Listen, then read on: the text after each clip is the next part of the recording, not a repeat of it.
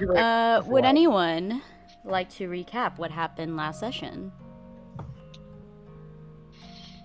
Well, we woke up in a prison, and it's sort of super crowded, so they put us, or at least they told us it was super crowded, so they put us in this like deserted hallway in a big cell that was just the four of us, and we sort of had like Sheriff Barney Fife keeping an eye on us, who kind of took off and went to do his own thing, and then we ended up like getting our way out of that bad boy.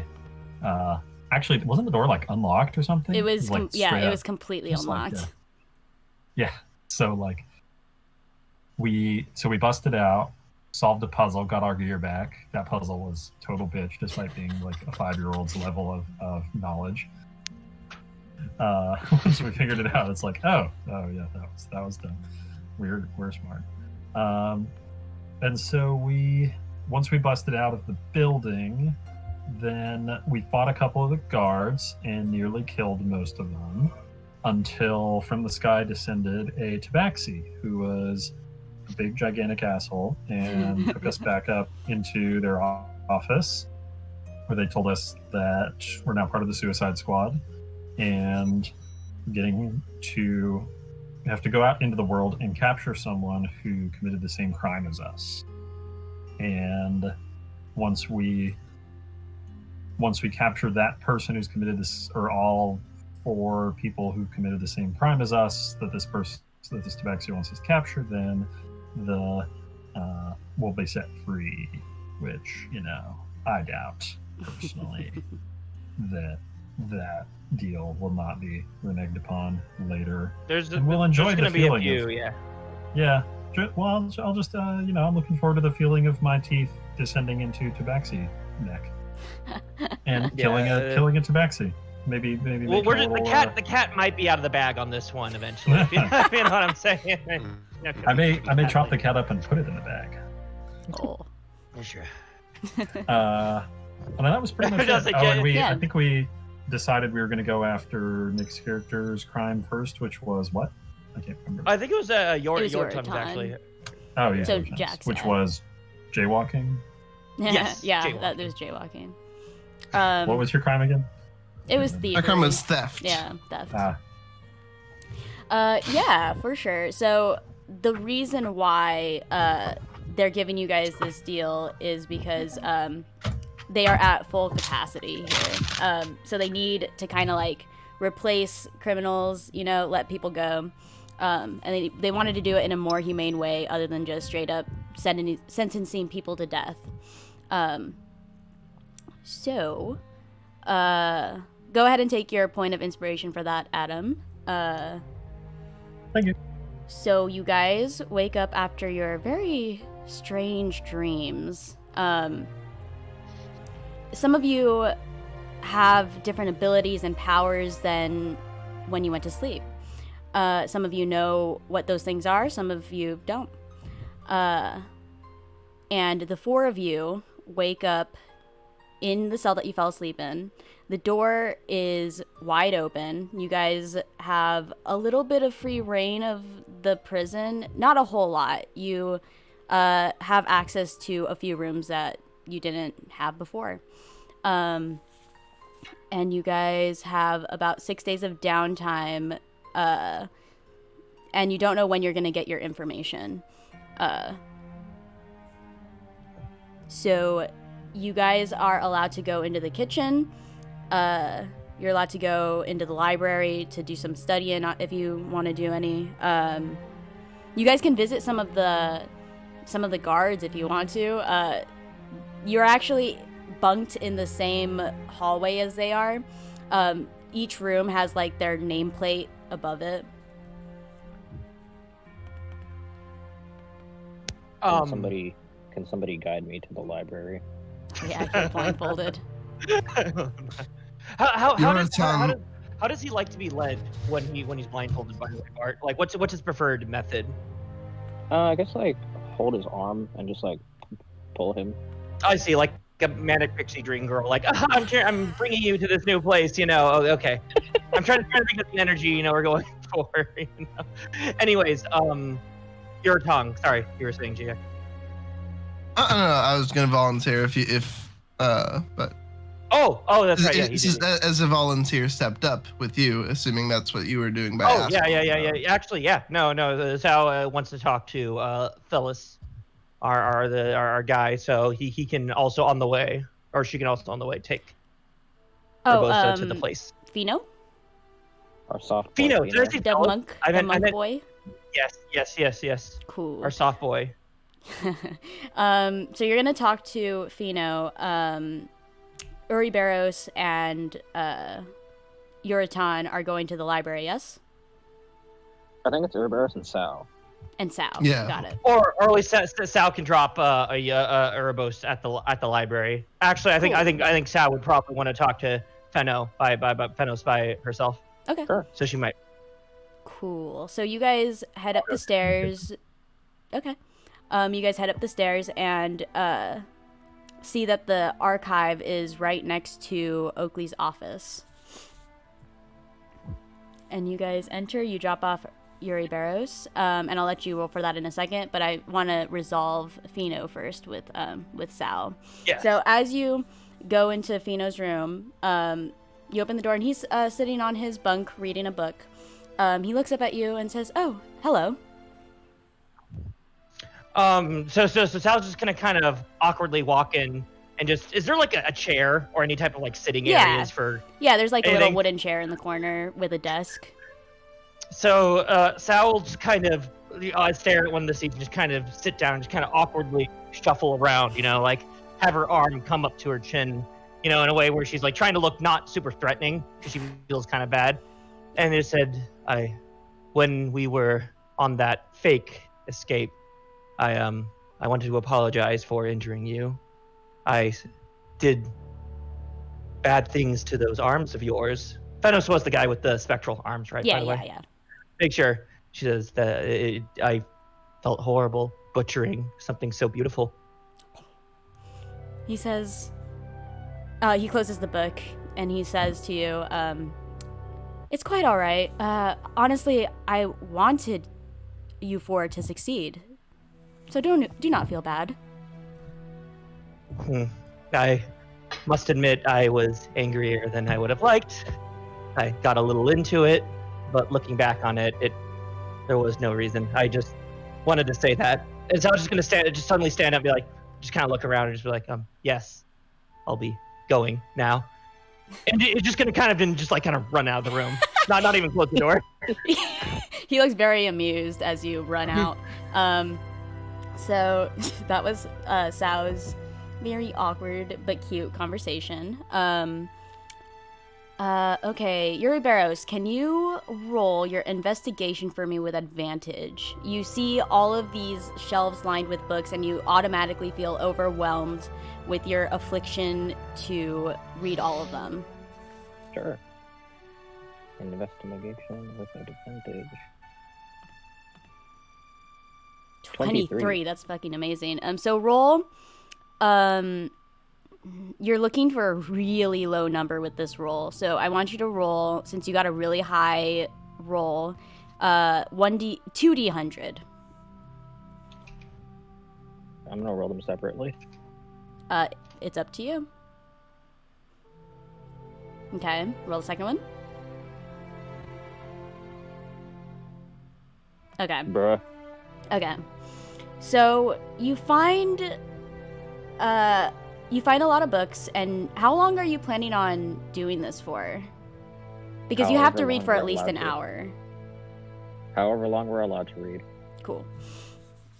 I'll get back to you in a second with those rolls. Yor'atan and Mr. Dragonborn, are you guys doing anything?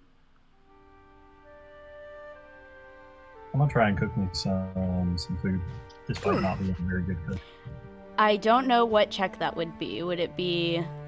What do you think? Do you think it'd be maybe sleight of hand or... Oh, cooking? Yeah. Survival, I think, works with It's cooking. survival? Honestly, Cool. that's I'll give you... that's the Fallout approach, at least. I don't know, Yeah, Adam, for if you have sure. another idea.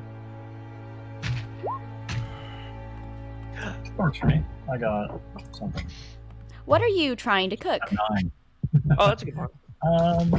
That's probably just like taking random things out of the cupboards or anything like that. So maybe some like grain with like a bowl of like some, kind of like oats or something. Yeah, and yeah. Then, like throwing on like the first kind of topping looking thing I can find.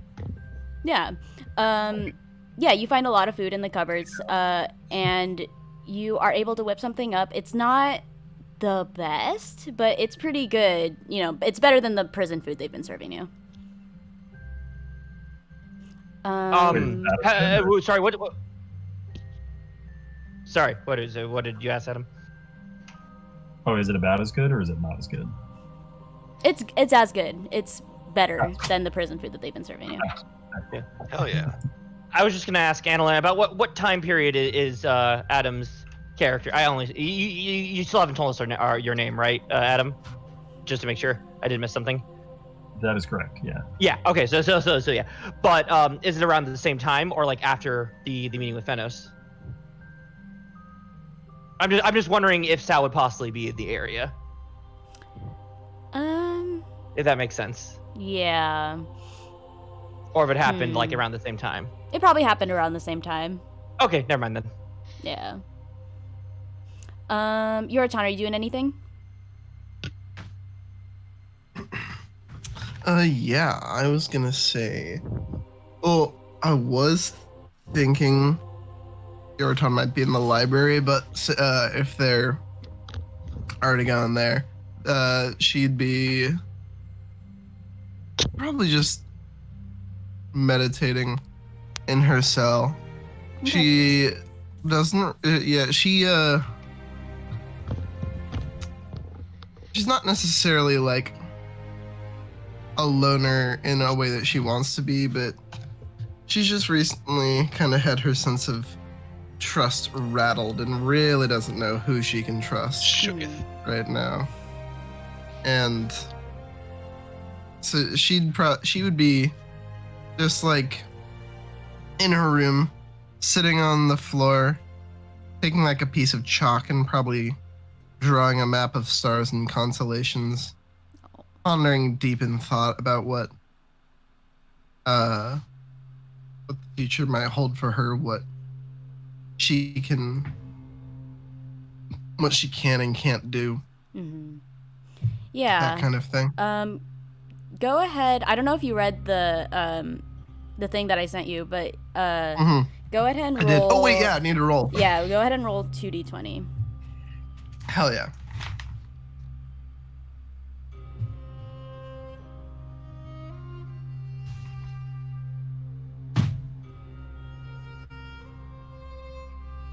Sweet. All right, writing those down. Yeah. All right. So as you draw with the chalk on the concrete, the stars and constellations that you know so well, you get the sense that you have a feeling what's going to come next. Not exactly, but something's going to happen that you need to be prepared for. And as you're doing this, about an hour in, Stryker comes into the room with a handcuffed orc.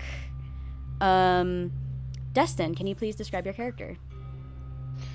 Well, Dez is this like 6'6" towering orc with these two tusks that point outwards from his lower lips. He doesn't. Let me actually get a good description. He seems with his size, he isn't too like agile in a way. He seems very stiff or almost a klutz in a way. And yet he doesn't seem to be thrashing about, arguing with the guards in a typical aggressive manner of an orc. He seems to just stand there. He has kind of a grayish green skin and almost, and I would say mutton chops and long flowing black hair. And Yor'atan, you watch as Did you have anything else, Deston? I was just about to say, Des did nothing wrong. Des should not be here. Striker, this half-elven ranger, the one that you fought yesterday, she ignores him as she leads him into the room and then uncuffs him. And you have been explained to, Des, that you need to help these 4 individuals, and if you do, you will also be free, with nothing bad on your record. It will be scrubbed clean. And she says, well, you need to prove that. Don't fuck this up. And then she looks at Yor'atan and says, make sure he settles in well. Did he also get the deal? And then she'll leave, and you guys are free to talk. I would say, are we all kind of here seeing? Yeah. Des brought in? The only person that's not is probably Uriberos, because he's still reading in the library. Still doing his reading. Okay, then I guess whenever the striker kind of leaves, Sal will kind of approach Dest and kind of lean in to offer a proposition. If anything else is going to happen before that, Striker has anything else to say? No, she leaves. She doesn't have anything. Okay. else. So then Sal will kind of approach Dest and be like, "Hey, I'll give you. I have a deal for you. If you're willing to listen." Des is a man of culture. So we're all in here with whatever stupid game our Tabaxi overlord is in here. But I'm looking beyond. When we get out here, I'm looking for a crew. And I'm going to assume a man of your own stature. Sal is only like 5'8", so she has to like look upwards to, appreciate his full height. And it'll just be like, I'm assuming you could work yourself on a crew on the sea. Des did not get his hands dirty. Oh, me neither, I'm sure. Keep the idea in your head. And then Sal's just gonna kind of back off and then just go back to her own little corner. Cool. So what are you in for?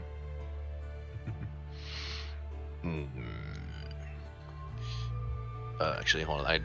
Let me pull up like the actual term that I sent Analyn. Des is in for issuing false financial statements. When Sal returned to her chair, she kind of started rocking back and forth. But when Des said that, she just stopped for a second, like, and then just slowly starts rocking again.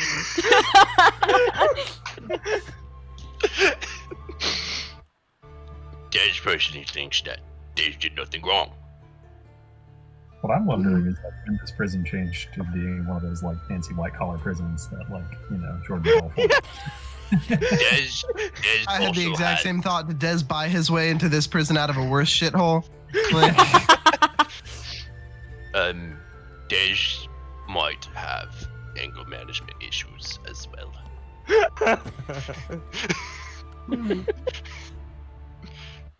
Des is Glad to trying to see. be better. That Targaryen money is looking better and better by the minute. Yeah. Well, if it's a false financial statement, it seems like that's the kind of thing they might be able to track and definitively prove one's guilt, but if they offered you the same deal as us, we can get you out of your hole. Same as me. Well, So, you stick with us. We can keep each other safe.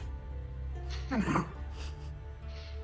it seems like Des doesn't have too much of a choice now, does he? Do any of us really? You don't come to this prison if you want agency, my big, tall, green man.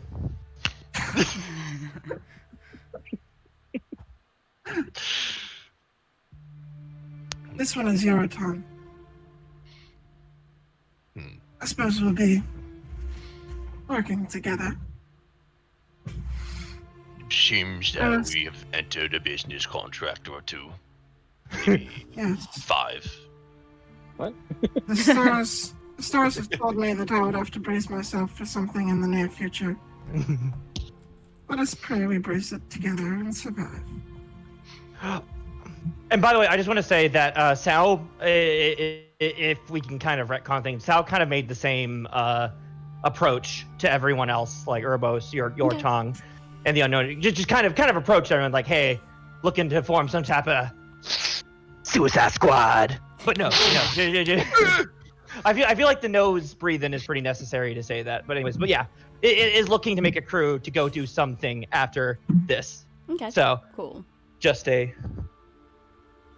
When you make that offer to me, I just nod. Yeah. Oh no. Yor'atan would be very eager to find a life on the sea. Is very tempting to her, and she accepts, as it would be clean of anchors and allow her to wash herself of the past. Yeah. Sorry. Oh no, go. No, go ahead. No, sorry. I was gonna say at the end of that, and we'll kind of Sal will do the classic spit in her hand, just kind of put it forward, be like, I understand, and we'll expect the same for each person to do the little, pirate agreement. I don't know what you call that. Was that just Peter Pan? Was that just a Peter Pan thing, or was it Peter Pan the one that introduced the whole spitting in your hand thing? Sorry, complete tangent. I just thought of that now. I don't know. Or was that just a normal pirate? I mean, people have had very shitty hygiene senses for a very long time. I'm sure that it used to be, if not a pirate greeting, some other. You raise a good point. Similar thing. I just derailed that for a reason. Yes, anyway. Yor'atan, when that happens, would absolutely be like, she would be confused and like mumble something about a material plane custom, and do the same, just spit in her hand and maybe shake. awkwardly like spit drool, like doesn't necessarily get the and just more like yeah. She would take a rag and just immediately wipe it after. Yeah, like what the hell was that? But then she would awkwardly smile and nod, like, yes, we've transactioned now. Do you spit in anyone else's hand? Oh, everyone gets a little bit of spit, Cool. with this approach. Especially especially Uriberos. Sal tries to spit especially like a big glob onto her hands for him, since he can't really see it. Why is this handshake wet? I just washed my hands before this. You don't need to worry about it. When you go to offer the same thing to Dez, Dez also spits in his hand to shake, but you notice that this handshake is now very unparticularly gritty. That man has a lot of particulates in his mouth. Sounds like someone also has been eating straight coffee beans, and then drowning it down with water. Your saliva has a lot of coffee grounds in it. That's just a side effect. Yeah, Dungeons and Coffee Grounds. Dungeons and saliva. Saliva and coffee grounds. All right. Anywho. So Uriberos, while this is happening downstairs, you find a few. You find a good variety of books. Some of them are not very useful, but they're just like, now you have a ton of facts that you randomly retain. Nice. Yeah. One of these books, though, you find a book on Fantown. And you read up a little bit on it and their customs. And the thing that you probably find the most interesting is this arena called the Pit of the Lost. And it is this this arena that was built on this piece of land that used to be used for, or as a battlefield for gangs and factions to settle their turf wars. Since there's not a whole lot of that type of violence in Fantown anymore, they repurposed it into a battle arena. This guy named Angus. Let me pull up his last name really fast.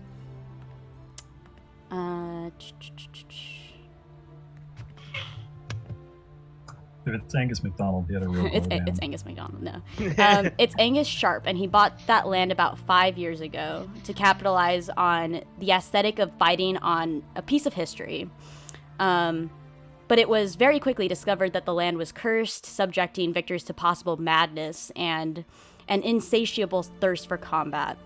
Whoa. Yeah, but instead of being discouraged, Angus used that madness as a tool for participants. And I'll send you more information on that, but that's basically the gist of the pit, which some of you might have heard rumors about it, but didn't know if it was real or not. But in this book, it's very much confirmed. But yeah, that's pretty much all that you find. The only useful information that you find. And you still feel that hunger within you for information. It is clawing at you. I'm gonna keep turning over books for as long as I can before someone sends me back to the cell. Yeah. Drags him out. This So is also, eventually- this is also one of the only times I'm not wearing my blindfold because I assume I am allowed to take them off while I'm in here. Yeah. They let you do that. They're watching you guys at all times. There's every once in a while you'll feel like, or I guess you'll see like a blip of a clairvoyance spell or something of the like, an arcane eye or something. Right. But no one comes in and tells you you're doing anything wrong until night approaches and you need to be brought back to your cell. And when you do get brought back to your cell, you see a new person in it. It's this huge orc. You don't see. You're right. You are. It's darkness. You're fine. You get led back to your cell. Nothing changes. Everything seems the same until someone speaks. There's a bird outside the tree right outside my window eating all the berries. There's a window in this. Des just says that. That's what I was saying. That's what I was thinking. So too.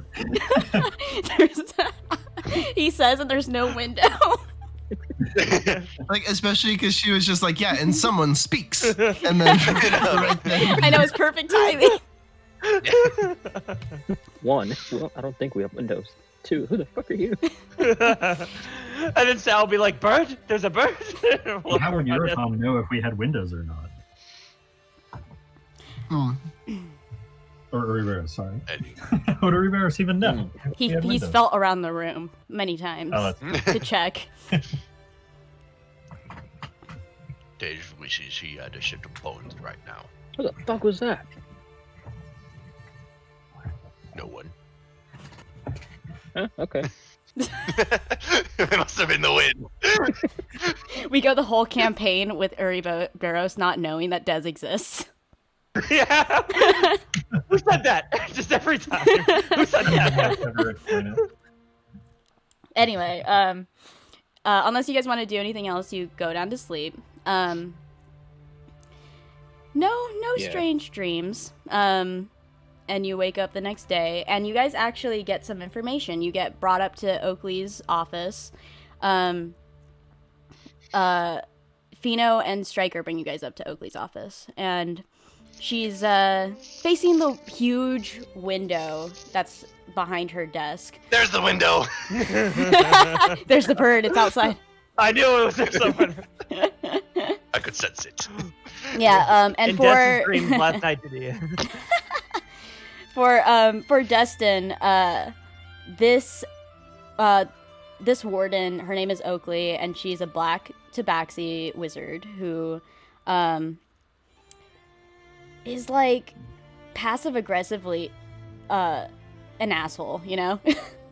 Oh, what's the cute little kitty? She turns and she says, "Hello, Des. Are you doing well?" I mean, accommodations are better than the last prison. Good. Good, I'm glad. Anyway, So he definitely fought his way out of this Suicide Squad. Didn't he? yeah, probably, totally. Oh, absolutely. Definitely. 100%. She folds her arms and she says, all right, well, we have some information for you lot. Your first target. I'm sorry to say that we don't have a name, but we do know that there have been multiple cases of robberies between Vales, Gruul, and Dendam. And there's only really one Deston. place that connects all three of those cities, and that's Fantown. So we assume that they're using the tunnels to travel. So that's probably the first place where you have to go to investigate. So you'll have to go through the Grim So Frontier. you said first place we have to go is Fantown? Yes, that is correct. Okay, cool. Sorry. You'll have to go through the Grim Frontier. And as you know, that wasteland is can be very dangerous. So I have chosen to send Fino with you. Since Best he boy. is looking to prove himself once again, and she glances over to Fino, who kind of hangs his head a little at the... Like, I got stuck with this job. Yeah, well, because he kind of failed with his task of like performing a optimal simulation for you guys. You remember, because he helped you guys in that fight, so he kind of got punished for that. Oh no! Yeah. I feel bad now. So he volunteered to do this so that he could prove himself once again. So she nods, and Oakley goes to sit at her desk and says, "You're free to use the library to do any studying on Fantown. You have about 4 days before you can head off. You can also make some preparations. You can check out your items from our storage. You are also free to check the storage in the kitchen for any potions you would like to bring with you." Nice. Any questions? Some help. I get up and stand by the door. Who is Fino? Fino is, and she nods over to this. He's kind of like he's an Air Genasi monk, so he has a bunch of monk loose vestiges, and Does he have arrow tattoos on him? no, No, but he has a nice head of hair. Yeah. Very poofy. Kind of skinny faced. So he doesn't look very tough upon first look, but yeah, he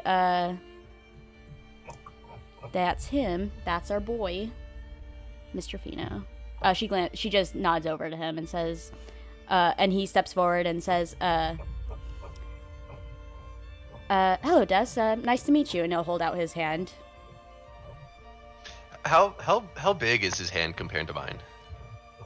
Very small, dainty. Does pretty much like all of his fingers pretty much wrap around the entirety of the hand, but Yeah, very it but very gently shakes his hand. He appreciates it. He nods and steps back. Picture of him. I just found it. Yay. I just hit reply on it. Reposted it. Also, I side note, I ordered a mini for him just because I love him so much. Good. Oh, yes. Hell Our boy yeah. deserves it. It's good. All You- right. Yeah. I was just gonna say, when you mentioned, like, when it was mentioned, oh, Fino will be going with you, like, Sally on the surface didn't really act for detail. I was like, the plan's coming together. Another one for my collection. You know, when General Grievous putting her lightsaber away, it's you know, Amazing. just another person for a little crew that she's making. Yeah. Amazing. All right. So Sal's pretty in good spirits right now. Like, this is all working out. Nice. The plan's coming together.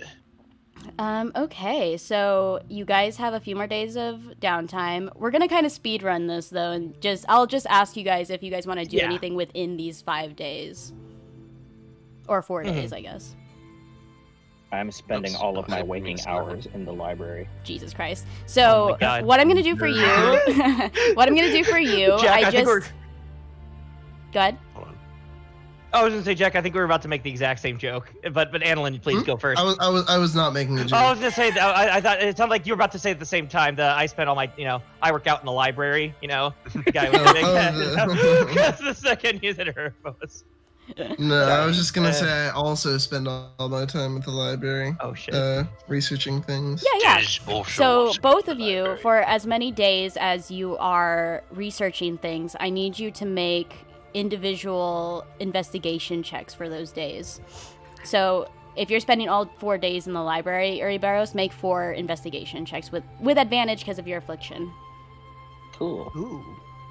And Yeah, Yor'atan, you also make those checks for however many days you're researching. I have a question about Uriberos. So does the library just have a really great braille selection, or Oh no, I'm allowed to is take he off like? my. I'm allowed to take Oh. off my blindfold in the library. I'm just Gotcha. being watched. Gotcha. Okay.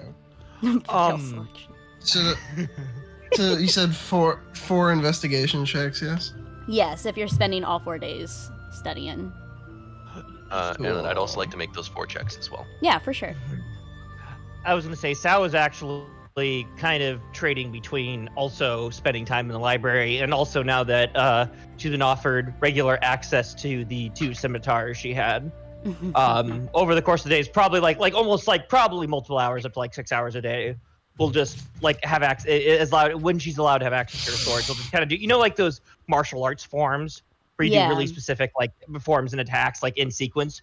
She'll just like kind of go wherever she's allowed and just do them really rapidly, just constantly for 6 hours, just kind of readjusting to her swords. And then and then she'll also be spending other times in the library, but probably not. So maybe like 2 investigation checks because she's like, Okay. split, between also because in this level up, since Sal got to be a level 4 wizard, she put, I used an ability score increase in intellect, It makes sense. Yeah. That there was some times hitting the books.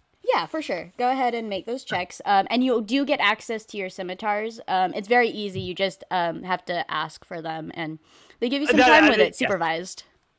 Exactly. No, that's one of the first things Sal was going to ask. Actually, honestly, I think I meant for Sal to ask when she originally was talking to Fino, apologizing, just to say like, also, can I like have some time with my swords, to dance it? Because I like having my swords in my hands and dancing and slashing with them. That's kind of my thing. So, Yeah, he definitely like leads you down to the checkout area, helps you check out your items, and takes you to the courtyard where you guys had your little scuffle the day before, and let you do a little bit of training and practice. Cool. I definitely like, and you see her like, doing these crazy moves, and then you see me like way in the background, like imitating, like real slow, trying to figure it out. To like lift up my giant like dragon claw feet. I'm like, how to like awkwardly swinging my swords above my head, like like we're having like morning like training yoga sword slashing sessions where we're just like tracing the same movements. Amazing.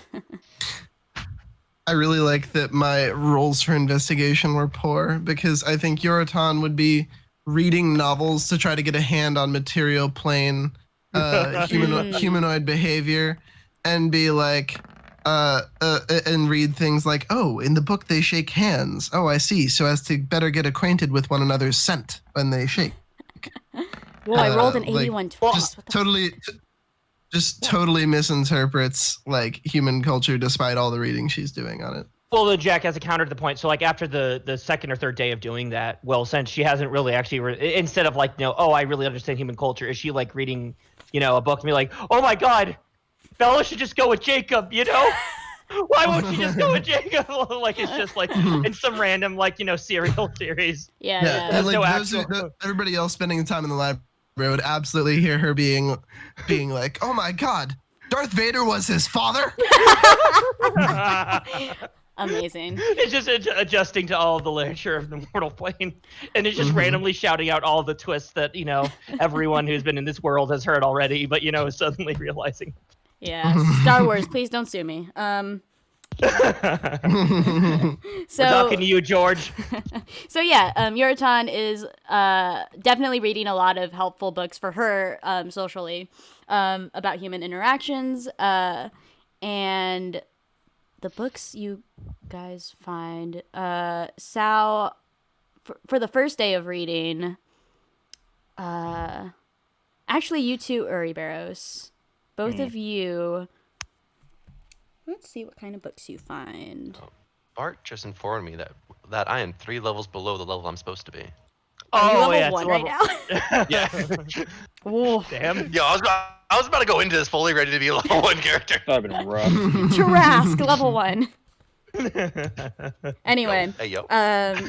Uriberos, you find, I don't know how interested your character would be in this, but he found a book on plays, and it's interesting, but not exactly what you're looking for. And Sal, you find a book on how to speak Halfling.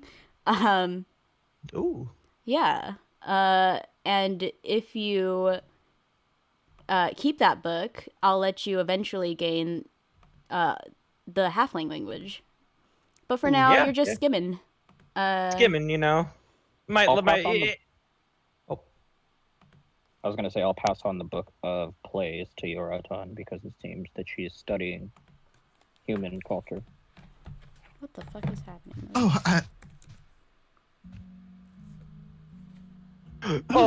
I appreciate it. A fine addition to the collection, Mr. Neiwarin. You said? Oh.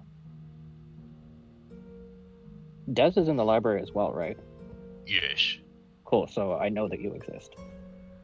By this point. Yeah, now you do. Only because he's in the library. It took him 3 days as well in the library. Like everyone's always like, "There's someone around here reading." I know it, like sitting like directly behind him, off the table. And Dust has no idea that like the guy behind him is like it doesn't know he's there, So it's just of course like, all right, we're just reading back to back, yeah. Get a little joint effort in today, I see. Yeah. Okay. I was gonna say for Sal's second check, since it was low, that by that point Sal had kind of wandered over to where your tongue was in the day and started reading the same thing she was. Yeah. And then your tongue was like, she was like, I'm already on the 3rd book of this. You have to start at number 1 so we can discuss it. Anyway, I'm always down to experience things through the lens of someone who understands it better than I. But by the time she's right, she's still just like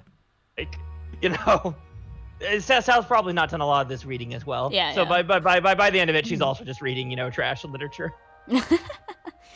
Okay. As they would call it. Absolutely. Uriberos, can Yeah. you roll me? Let's see. How many checks did you make again? 1, 2, 4. 3, 4.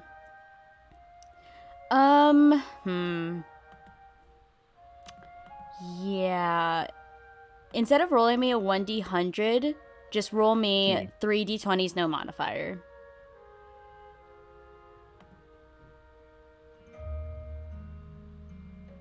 8, 10, and 1. Oof. Okay. Let me see something really fast.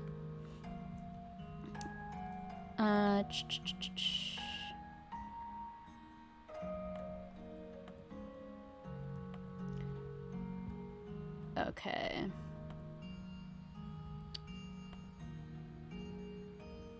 You know what? I wanted a really low number, so I'm gonna say you got it. Neat. Let me change the music because this is pretty important.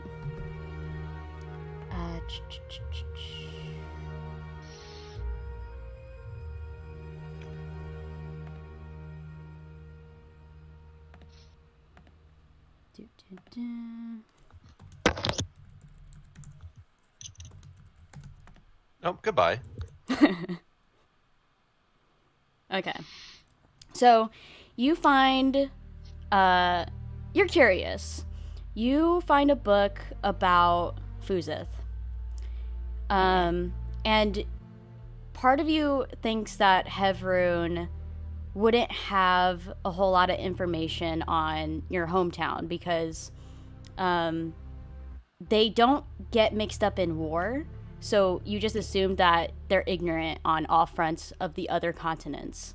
But as you skim through this book of Fuzith,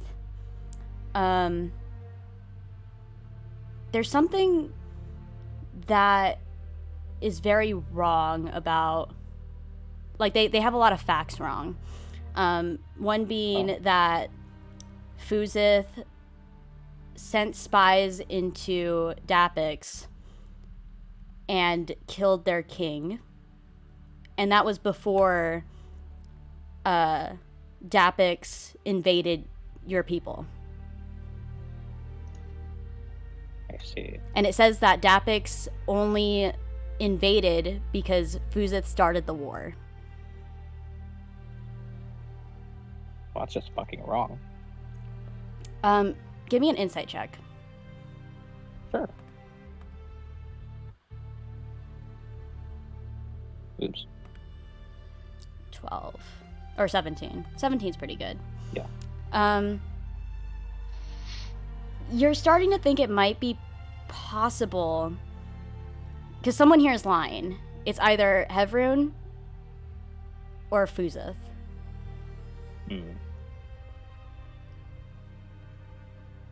Interesting. And I'll leave that up to you to decide. All right. Is there anything else anyone would like to do before y'all I mean, leave? I have my rules for while in the library as well. Okay. Did you make your rolls already? Yes, I'm rolling physical dice today. Oh, cool. What did you roll? I got, in this order, 4, 4, 8, and then a 19. I thought you were gonna say 4. 4. I know. I rolled the first one. I was like, I'm not gonna be mad if I got 4 4s. Okay. Let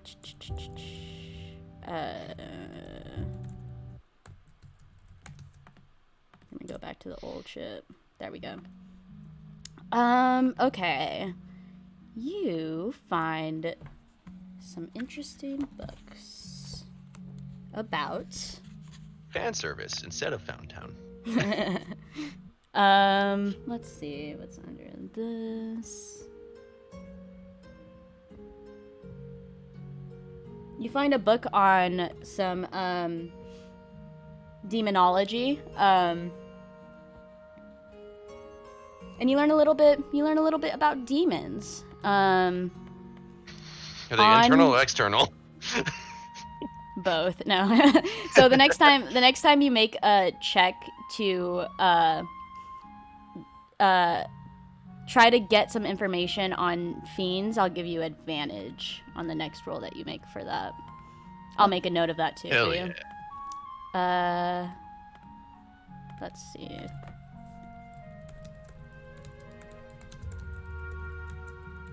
Cool. Okay. I also Uriberos. Yes. When you get that information about Fuzith, you feel something awaken within you. Ooh.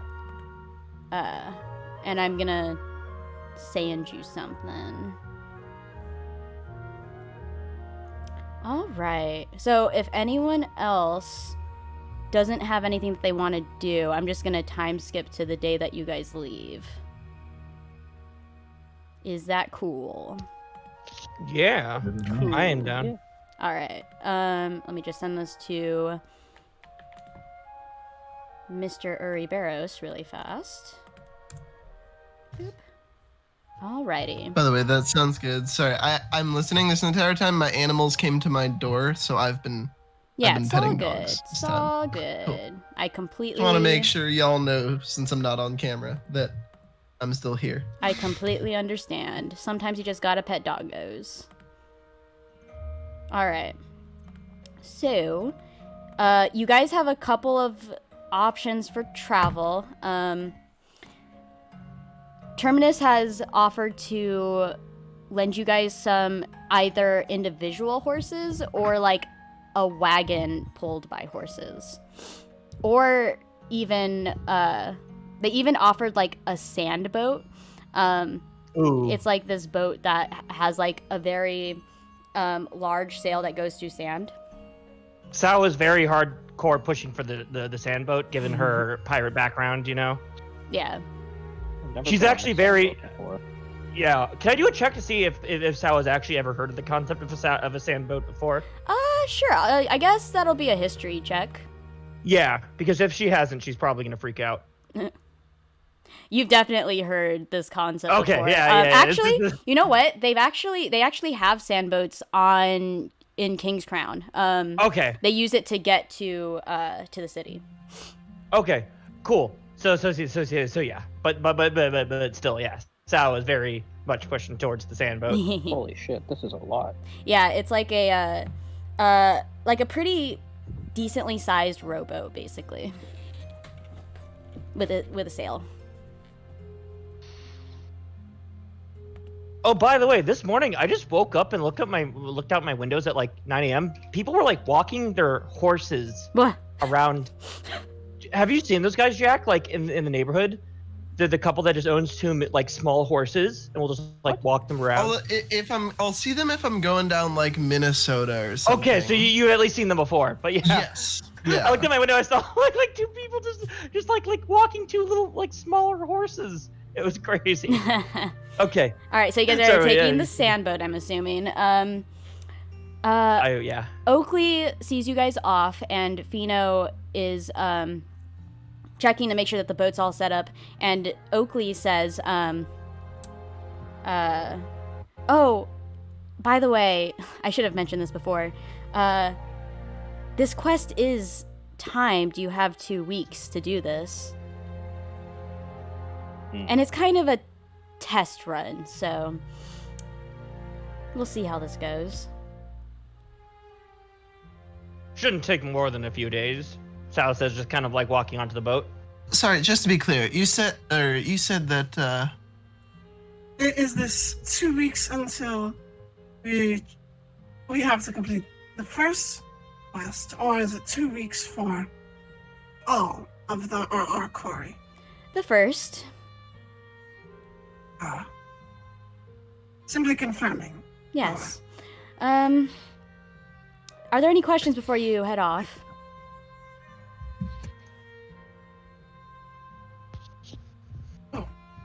I suppose if we should need to contact you, is there anything we must know? Or will Finno? Has Finno been informed of potentially everything he should need to know? Fino has been equipped with a sending stone and several healing scrolls, just in case anything were to go wrong. Oh, speaking of healing, could I have? Sorry to jump back, but could I have raided the stash of potions that she was talking about? Yeah. And I'll tell you everything that you find in there, because there's quite a lot, and you can choose what to bring and what not to bring.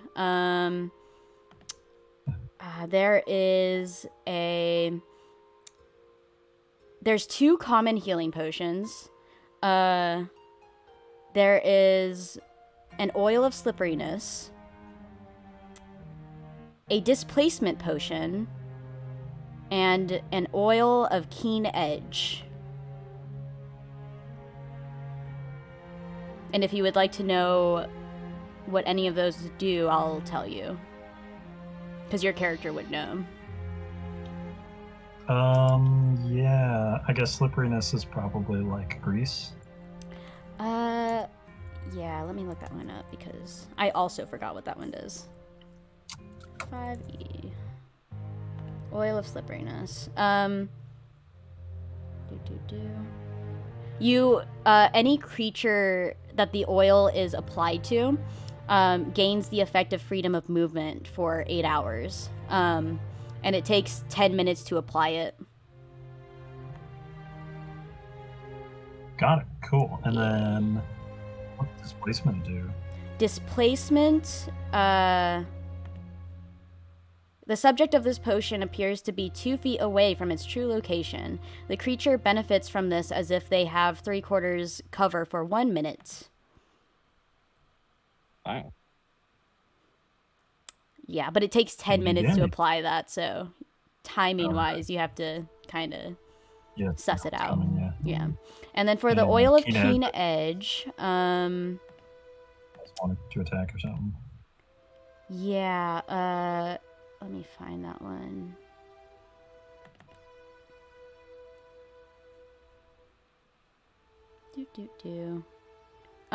Good for 1 use.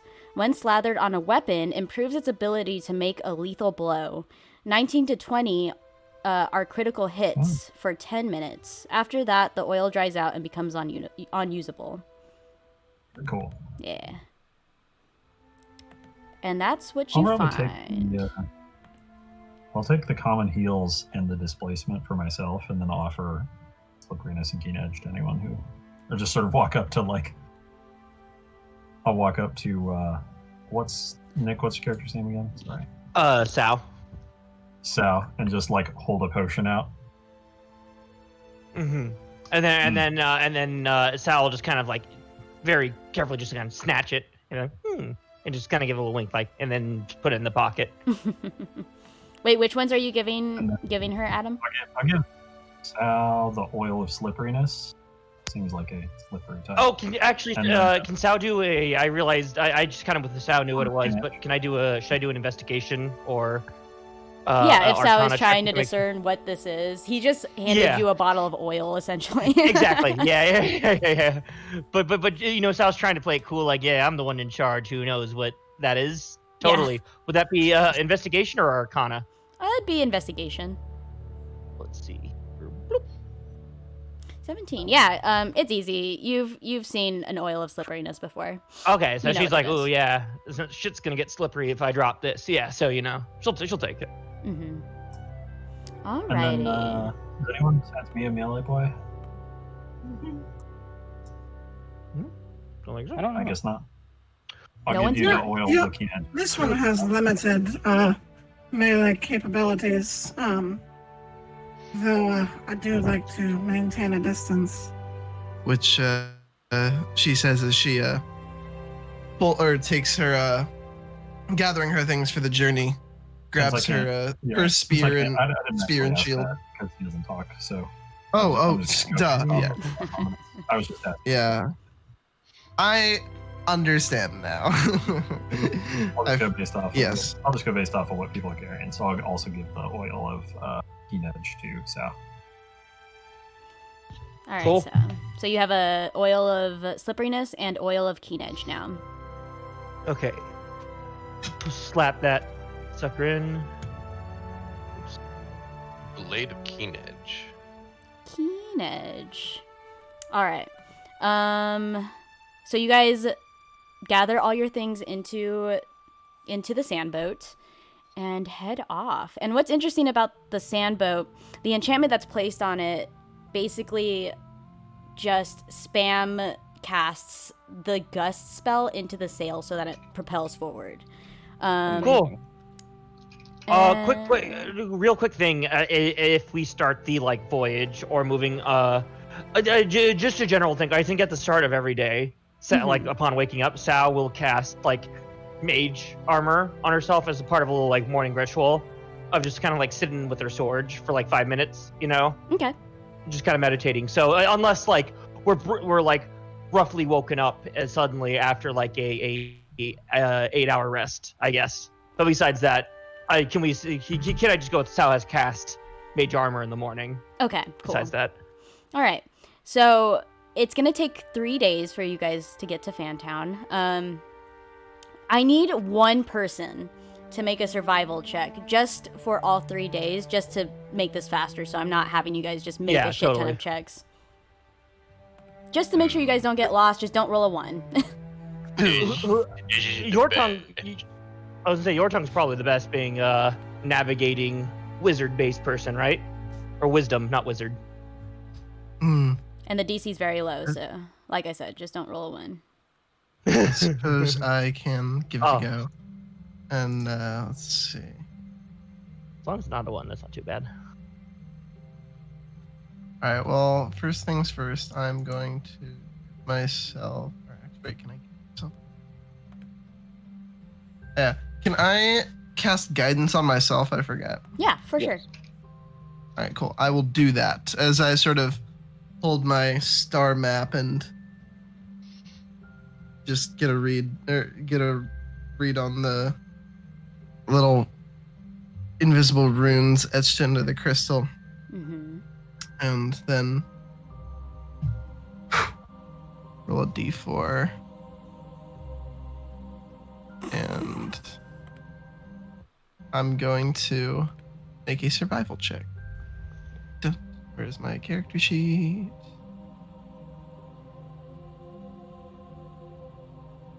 Survival. Oh crap! Guidance is a cantrip. Yeah. I never. Oh crud! I never knew that. Okay, sorry. Reworking then- my cantrip. Since that's only like an 8, Yor'atan is going to use her Cosmos dice. Oh no, wait. Before you do that, don't do that because the DC's 5, so you're good. Oh. So literally, just don't roll a 1. Yeah, exactly. So Yor'atan uses You her. I was gonna say, like, yeah, you said don't roll a 1, but I still was thinking, like, oh, maybe it's at least like 10 or something. Okay. All right, so Yor'atan uses her map of stars to guide the sandboat, and especially because you're super familiar how to get to Fantown. It's where you're from, even though you haven't spent a lot of time there. You know where it is. Yeah. Even in the military career, she had passed through if she had to have a stray mission on the material plane. Yeah. So it's pretty easy for her to navigate. So first day is pretty uneventful. Do you guys choose to push through the night, or do you choose to go to sleep? So Sal randomly, I'm just saying by it throughout all this is gonna try to awkwardly acting like a captain, like, oh yes, I'm the captain of the ship, but never really fully like inspiring you guys. And she's gonna say, oh, we have to push on, that's what a good captain would say, Yor'atan would agree, citing that she prefers to be able to see the stars. I only need to sleep for 4 hours. And keep watch after that. Honestly, some of you guys could just have the boat move on and have someone driving, and then everyone else just sleep on the boat. Totally doable. Oh yeah. Mm-hmm. Sure. Then Sal was instantly gonna insist everyone else sleeps, and she'll man the helm. Yor'atan will, when she's not in her 6 hours of sleep, she's yes, using what awake time she has to navigate. Mm-hmm. Okay.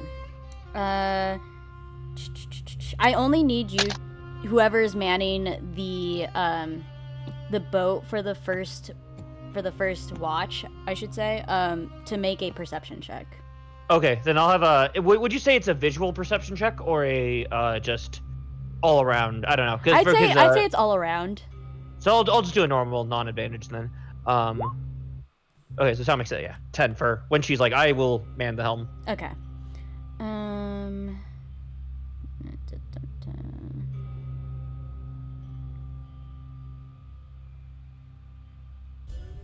That's not what I wanted. Oh no. Oh no. Oh no! Oh no! Oh no! Oh yeah. Fuck. Throw back to the 6-arm golem we just fought last night. What? Don't worry about it. I'm not gonna worry about it. I would choose to not worry about a 6-arm golem at any time. Okay. And let's just say male view. Yeah, that makes sense. All right.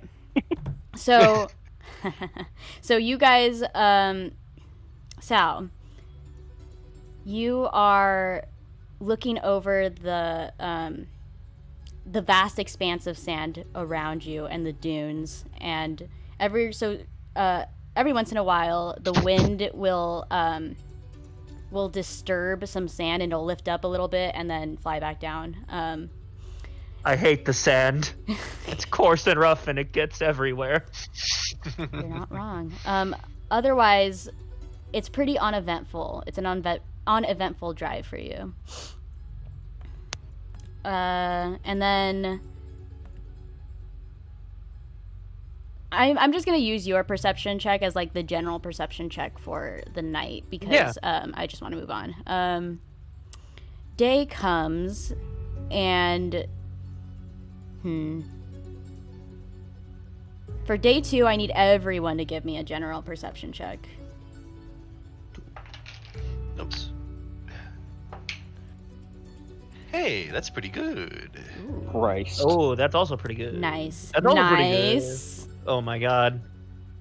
Des got a 21. Nice. Shit. Dang, you guys rolled good. We receiving. It's not often Uriberos gets to use his eyes lately. But when he do. But when he When do. you do. I have a question, Uriberos. Just a little flavoring question. Does he still have the blindfold, or did he So take it he's- completely off? He's angled it so that his aiming eye is still covered to Interesting. kind of Classic. save it. So it's, yeah. Oh, the classic cover one of your eyes, so it's really good when you need it. Yeah, Philosophy. classic Gotcha. anime style character. Yeah, awesome. All right. Now I need you Pretty guys good to at con. give me con saves. Oh boy. Nani? Lion, Nani? lion.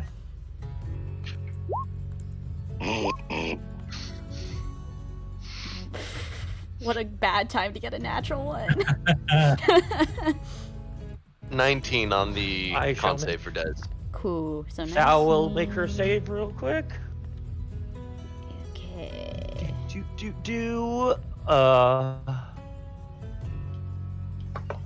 Oh, okay, that's cool.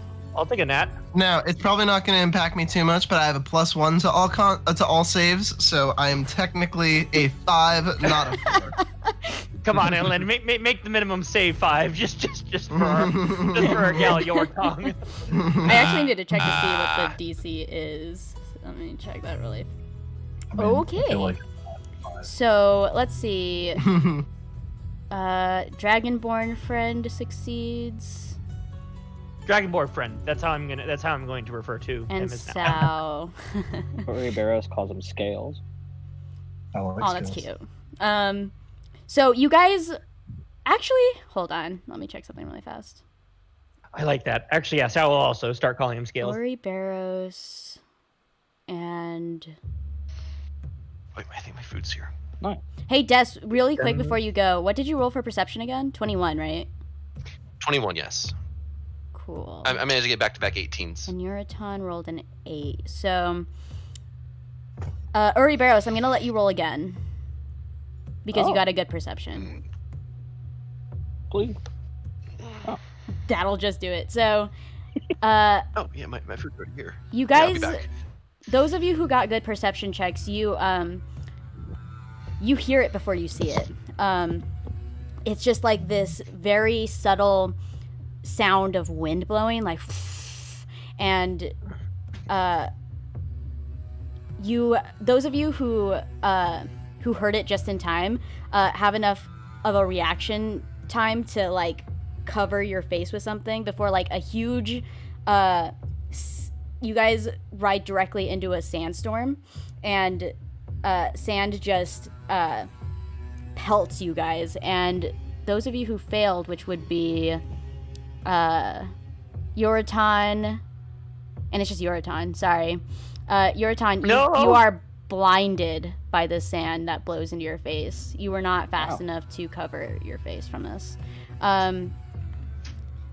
So you guys are now driving this boat through a sandstorm, and Ooh. You can try to either navigate your way out or just try to Whoa. try to ride it out, or have an maybe important- or stop the boat and try to get shelter. There's different ways that you can try to resolve this. I have an important question. Yeah. Is Fino okay? Oh, right. Oh, I sure. almost forgot to roll for him. Good call. Is our I baby can boy remember Wait, okay? is Yeah. wait, wait. It looks like Uriberos rolled twice for the con save. was so there a- the perception check determined whether you got advantage or not on that. Oh, I understand. Yeah. Got you. So he does not get I just realized- advantage on this. Do you? You just dropped us in a sandstorm and then took out our navigator's eyes. That's some classic, you know. What's that one Avatar episode? Like I'm into it. That's actually really awesome. Fino failed, so he is also blinded by the sand. So I just have one question. yeah. How could you not play David Sandstorm right now? Just suddenly blast it, increase the volume to 100. We just hear But only for the people who failed to save. yeah, the perception check was to hear the trumpets. Doo-doo. Do-do. Do-do-do-do-do. Do-do-do. And Analyn, I'm assuming we'll know the details of how long the blind lasts for.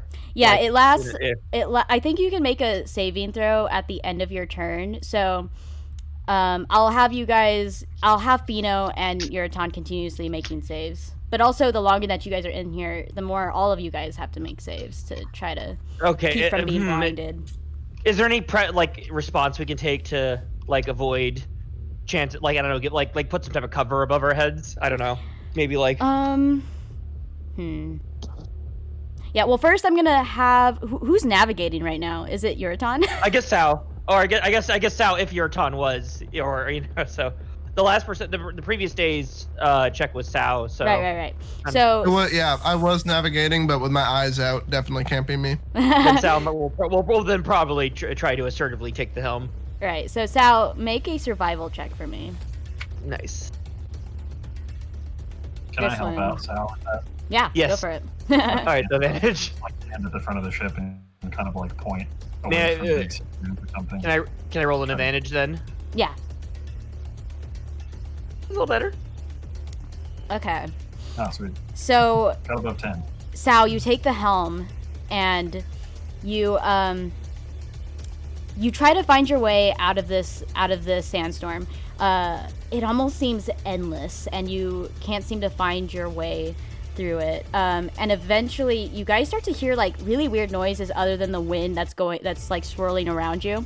And you're starting to hear like this weird, like vibrating sound, almost like a. Ooh. Hmm. Can Sal possibly cast guidance on herself before making another attempt to throw ourselves out of this? Yeah. Then Sal will then kind of back off for the wheel to the second, and if that opening of how long it takes to cast guidance cause Just an anything, action. then yeah, just an action. Then we'll cast guidance, and then Okay. it kind of to steady yourself, like almost a second. We'll kind of be like, all right, take a second to like center myself, and then try again. Mm-hmm.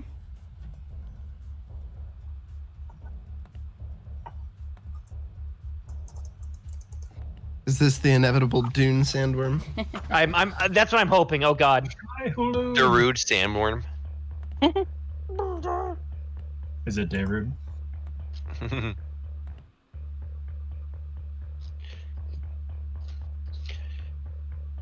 Darune's Magon. God.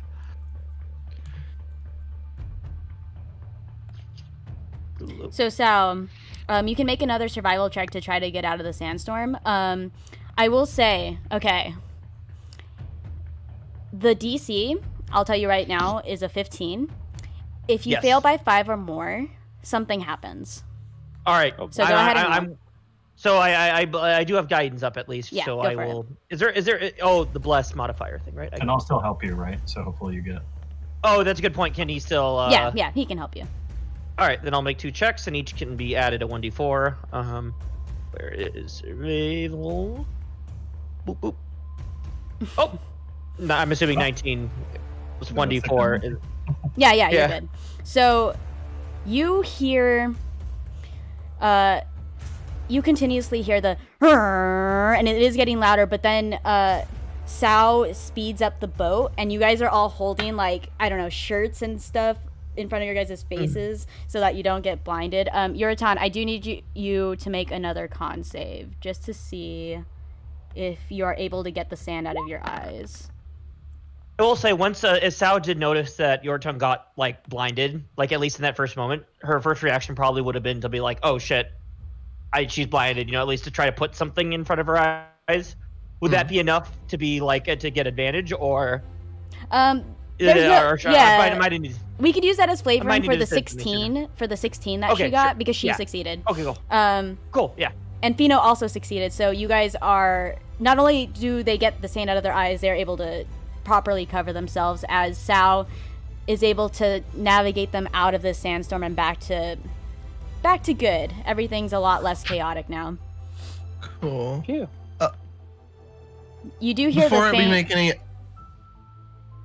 any other rolls, am I still using the same Cosmos dice from the last day in the prison, or should I re-roll for this if this is a new day? I'll let you re-roll for the new day. All right, cool. Yo, the restaurant gave me a bendy straw. Nice. Hell yeah. Fuck yeah.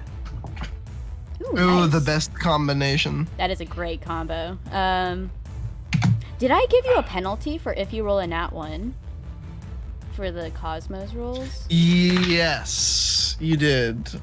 So is that one? It was one fewer roll. So does that count for this? Like, I No, it's your eliminate the next natural one. one from my pool? Oh, okay, cool. Yeah. So your Gotcha. next Cosmos roll will only be 1 die. Nice.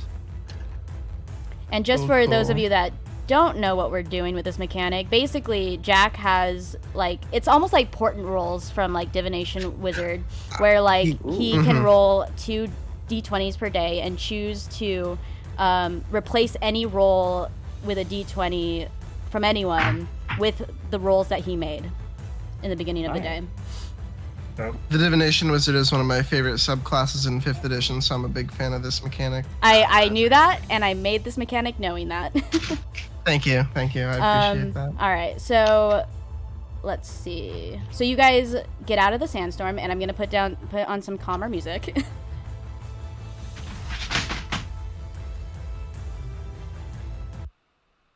Can we still No hear calm, that only vibrating? action. Can you hear? So as you're leaving the sandstorm, you can still hear a faint noise of a. It's not a sound that I feel like a lot of your characters have ever heard before. And it's not like a vibration underneath your feet. It's like a revving type of noise. Ooh. Oh god, this isn't Doom, this is Mad Max. And I went to Mad Max immediately when she said sandstorm, to be honest. Same. I presume the color palette is very blue and teal and orange right now. Yeah, you know? 100%. All right. So, second day. Besides that, pretty uneventful. So you guys continue on. Oh, that's us. And then you guys move on into your third day. The day that you guys are to arrive in Fantown. Yor'atan, how are you feeling about going back to Fantown? Definitely a little nervous. Since she's was the place she was caught. Mhm. And depending on how far behind her certain people might be, this is one of the more high-risk areas for Yor'atan, to be sure. Do you So- feel like we could take a perception check to notice that you're like a little like unsure about this or like a little off, or do you feel like would be trying to hold it, like hide it? I mean, she might be trying to hide it, but her anxiety is definitely pretty peak. Fucking shit. Sorry, my cat just clawed me right on the fingertip. Come on, Kiro. Maybe but like Yeah, I don't even know. I wouldn't even say you need a perception check. Like, just as To notice that, yeah. you could probably realize she's a little more withdrawn, a little less responsive if addressed. I mean, maybe I'll make. She's got something on her mind for sure. To degree. All right, well, maybe like a 16. Sal kind of knows, like, oh yeah, and then yeah. So then Sal will just kind of look over and be like, "Are you all right, Star Seer?"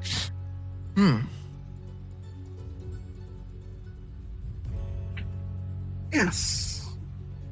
Fine. There's to be perfectly clear with you all. This is when I was brought into the prison, that is the second crime I had committed. I thought I was in for far worse.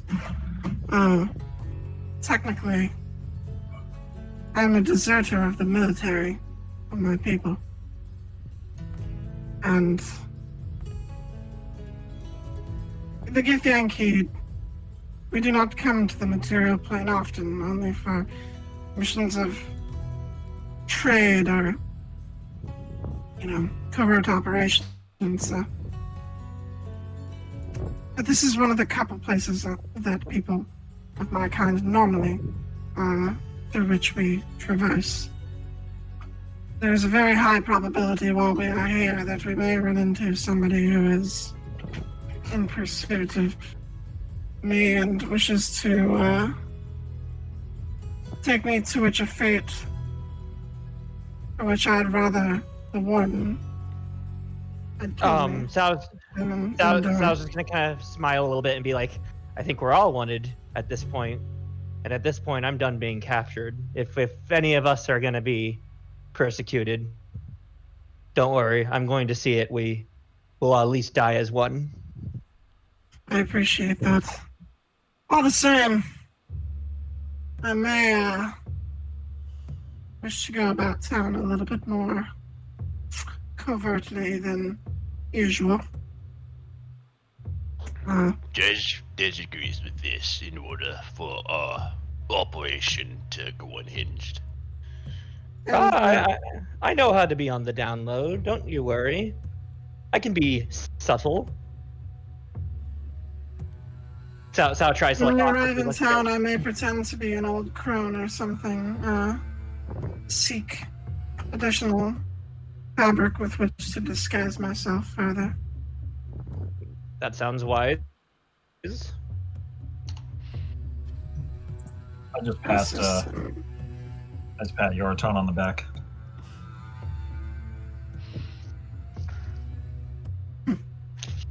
Thank you, my silent companion.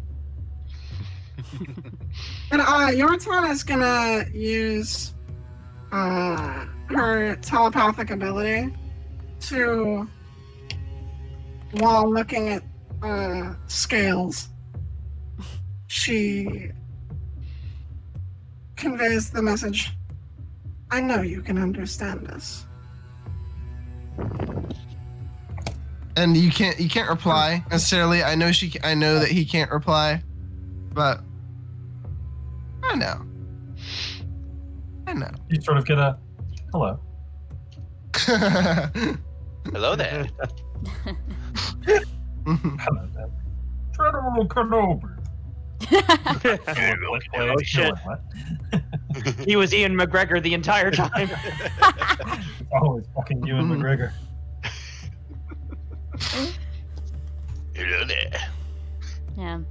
All right. So you guys finally get to where you're going, and you see it long before you reach it. It starts off as it looks like just a small hole in the ground. But as you get closer and closer, you realize it's a huge, gorge that it's kind of it seems like it's in the middle of nowhere, but along the rim of this huge hole are residences. People live on the edge of this hole that drops down into Fantown. And there's also some street vendors that's selling stuff, and there are people offering rides down into the hole on their it looks like those wakeboards, like with the huge sails and like the bar that goes around. It basically looks like that, and they're basically offering to take people down on these sailboats, and they fly they float up in the air and drop down into the hole. Is this gigantic hole the pit of the Lost? Or is No, the entire Fantown underneath? The entire city of Fantown is in the hole. Holy shit. So as you guys get closer to the hole, there are a bunch of people that start hassling you. They're like, buy, you must buy this before we sell out. And there are, a drow approaches your boat and says, do you need help getting down to the to Fantown, or would you like to take the stairs? And you can see that there is like a spiral staircase that goes down, but it looks like a really long walk. Can Sal roll investigation to kind of just attempt to see the validity? You mean of this drow person? Yeah, this drow. Yeah, go just for to make it. sure. Oh. He seems like he's genuinely offering you a ride down to Fantown, like. And he's not the only one doing this. There are several people offering you guys rides because they see that you're a party of 5 and only one person can go on each boat or board. And they are going to essentially be on the other side driving you, so. Okay, yeah. Then Sal just like, yeah, sure, do it. Yeah. So, this is, let me send you guys a picture of the general concept of Fantown as you guys, well, first of all, Sal, you get on the board with this drow person. Bart, you get, let me check this really fast. Can I use one of my new ability thingies? Yeah, Bart, you get like this very smug orc.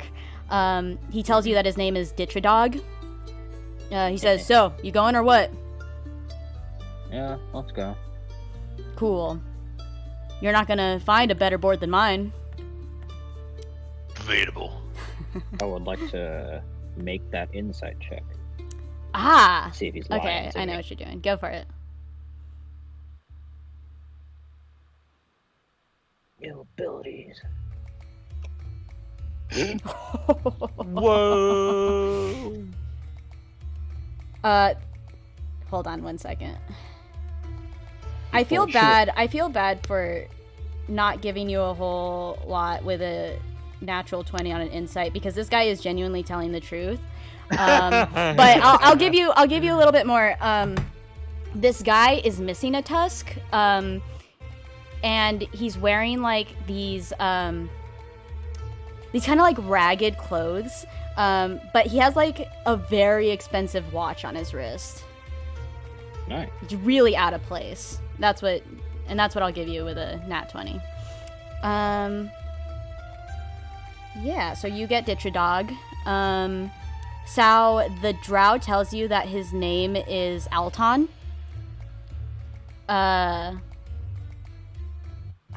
Okay. Scales, Mr. Dragonborn. You get this Aarakocra guy named Rue. R-O-O-W, Rue. And Des. Yes. You get like this grumpy human named Trent. He doesn't even really talk to you. He just nods his head towards the board and he's like, ugh. Ugh. Grunts. Trent. Des grunts back. Ugh. And he just gets on the board. Yor'atan, you get a a very nice half elf who says, I hope you enjoy your stay at Fantown. It's quite lovely this time of year. Yor'atan just silently nods, smiles, but like smiles very distinctly after the nod, like nods and then, yeah, like she just remembers that's something people do. Yeah. Doesn't want to talk to the Uber, you know. Mood. Yeah, you're that person that's like, please don't talk to me. Yeah. So I'm sorry, but I might have missed this. Is this all part of the Drow's crew? Yeah. Oh, no. They're kind of like just, I guess they all work together to try to get people, you know, down. Like they all work for the same company that provides these services to drive you down into Fantown. Okay. And the half elf, by the way, Jack, tells you that her name is Maya. Miya. Oh, it's like an Ashley. All right, so you guys get on these boards, and as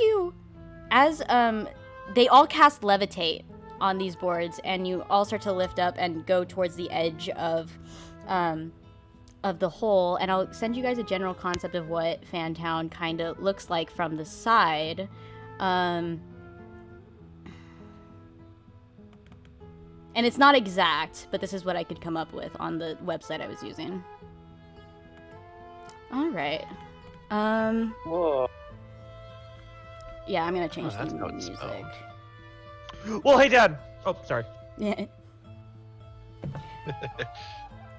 So, you guys see a very beautiful overhead view of this city, and it's kind of on like this mound of land that's floating. Well, not floating. It's being tethered by chains and bridges to the walls of the cavern. The bridges go towards a bunch of different tunnels. There's about 50 bridges that head off into different tunnels, and they all don't look distinct or like they all look the same, and you would probably need someone to help you navigate those tunnels if you were to try to go through them. But the chains are magical, and are basically meant to keep the city aloft for eons. And below the city is a lake that spans about 20 miles across in a radius. It's like completely spherical. And actually, Fantown is almost like a city in a fishbowl, basically. The entire cavern is spherical. And those of you who were studying know that the water is roughly 2,000 feet of water resting at the bottom. And it's called the Empty Lock. And it covers about, I already said this, it already covers like 30 miles. The city itself, yeah,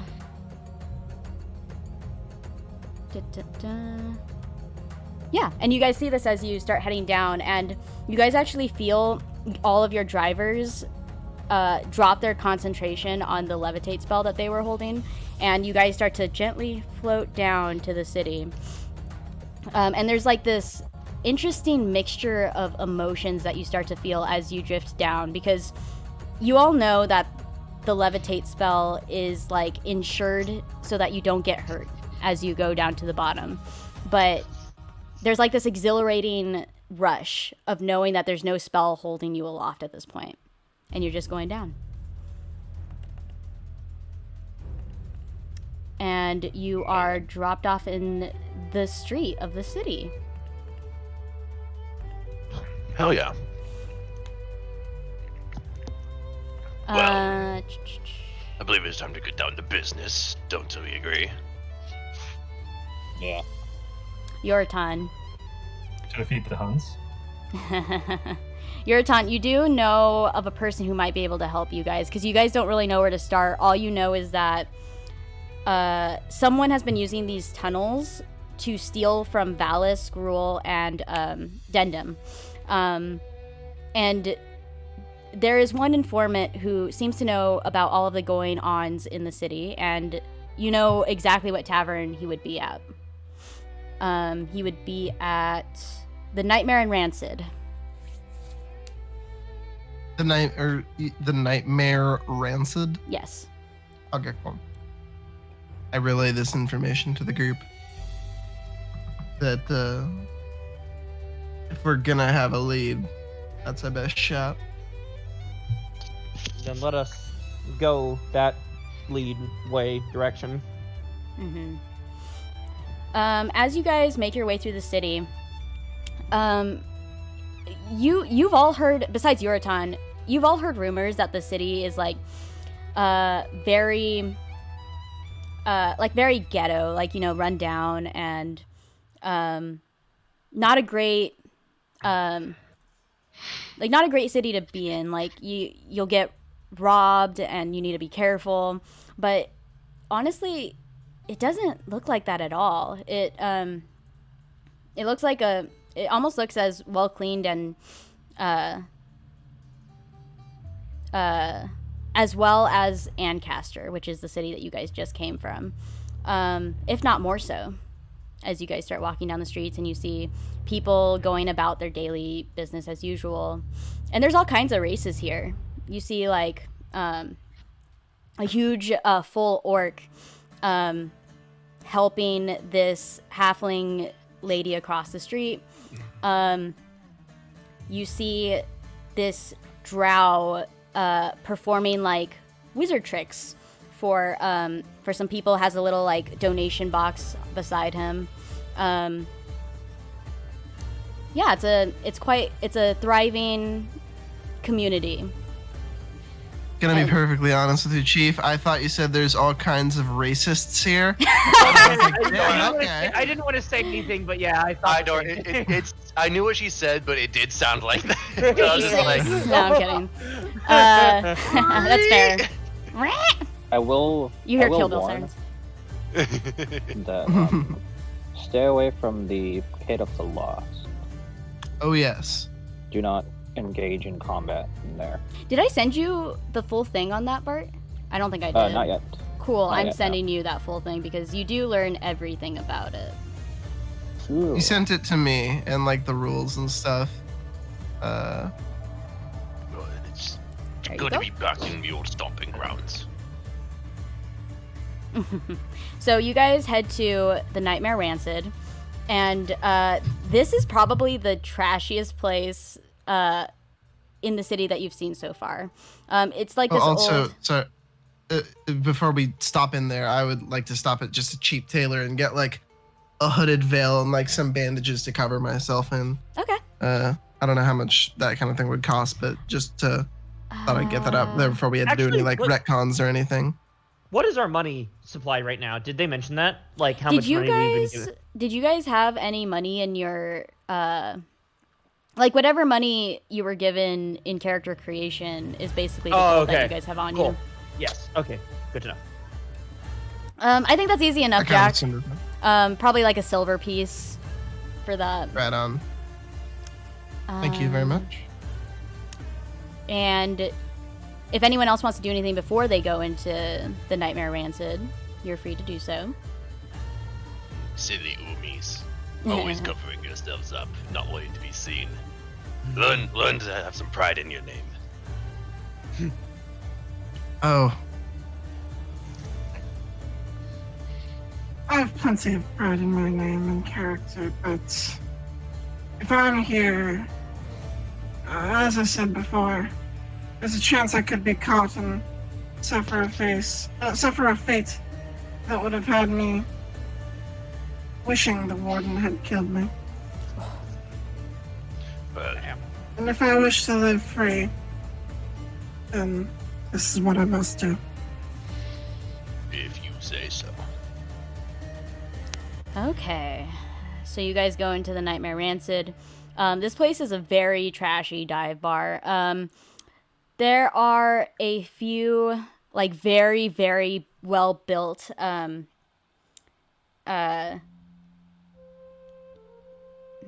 gonna say well, there's one half orc, and then there's just a regular human guy who's just really fucking huge. They're like having like an arm wrestling competition in the corner. And at the bar, cleaning some glasses is this, is a kobold. Yor'atan, you know this guy as Scruff. And he usually knows, everything going on within the city. He looks at you and he says, "Oh, hey! How you doing, Yor'atan?" What? I like. Oh. Are you... In an attempt to like cut him off. He looks around and he says, and there's literally the only people in this bar other than him is the half orc and the human guy. And he said, "Oh, are you undercover right now? What's happening?" Yes. Staying low for the time being. Oh, sorry. How goes it in Fantown? You know how it is. Just same old shit in a fucking shithole like this. Figures. Anyway, we require some information. It would seem. About what, if I may ask?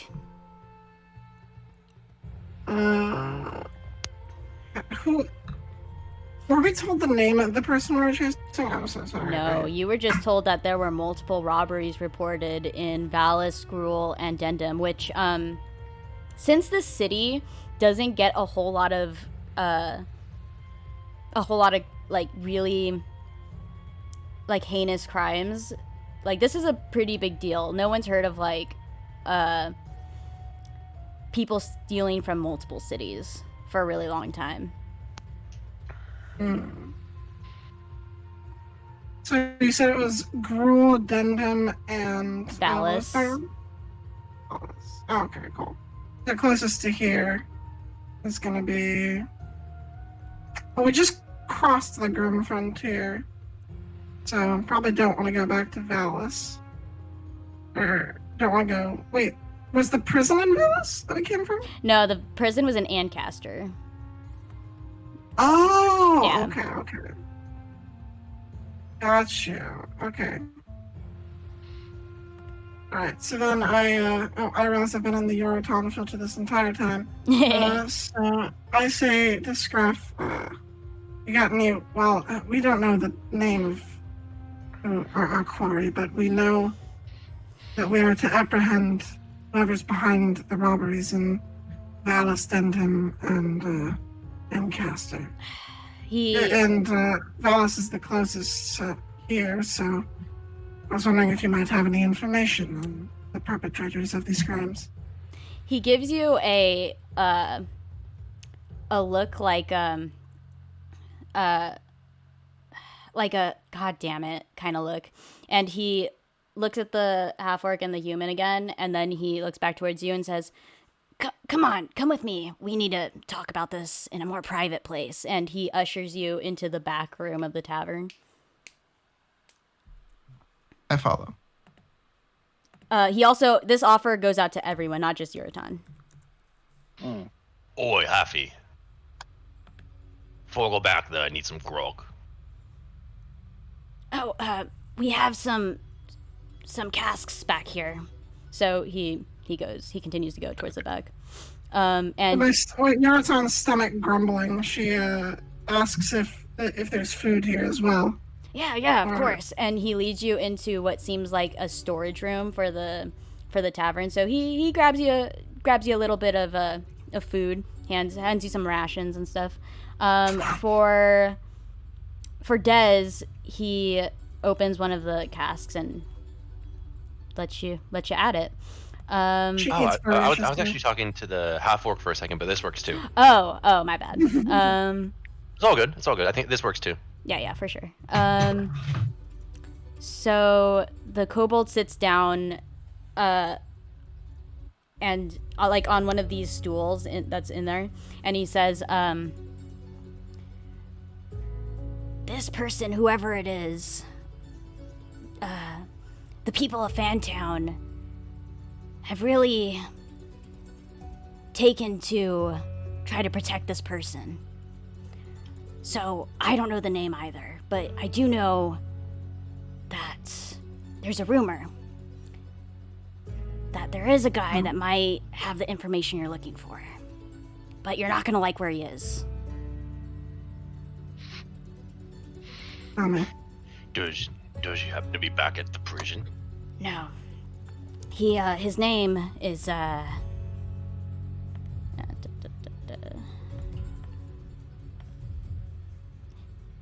His name is Kozar. Kozar. Kozar. He's this orc fella. He went to the Pit of the Lost, and he's been on a 2-day winning streak. The instant he won his first fight, he instantly succumbed to the madness. Some say that he did it on purpose, so that he won't give out the information that he has. So far, he hasn't been able to be beaten. He's fought at least 50 people by now. Only 50? Christ. 50. So, unfortunately, the only way to get the information out of him would be either to compete or find another way to get rid of his madness. Well, if Dez is not mistaken, they might make spell scrolls for that one. They might, but you need to get close enough to cast it. Very true. He's in very the true. arena. Well, I believe there's only one real way to get into the arena. Unfortunately, yeah. That's up to you what you want to do with that. I've settled for fighting for my freedom already. And it would involve some physical risks as well. Sal's gonna kind of roll Only a her. matter of time. Oh, Sal's gonna kind of roll her neck around and be like, I'm always up for a good dance. Yeah, the only problem is that the Pit of the Lost is only one-on-one combat, so only one of you would be able to fight him. I was just going to say that. So Sal is gonna laugh a bit and be like, you have your woman here. Healing is allowed from the sidelines, so I be able to provide an assistant role much better than I could a combative one. So that sounds ideal. Yeah, Sal is very much ready to take on this role. Given her she Smack my very hand much. into my other hand. I need to warn you. This guy, he's not only lost to the madness, he's I need to just warn you to be careful because he is out to kill. Sal's just gonna kind of shrug and be like, I think I've faced no difference before. He pours you all a drink of anything that you guys want for free, and he says, "You're gonna need this then." And he pours himself like a whiskey shot, and he just cheers to you guys and takes it. Sal will take it gladly, getting excited. All right. Well, best of luck to you.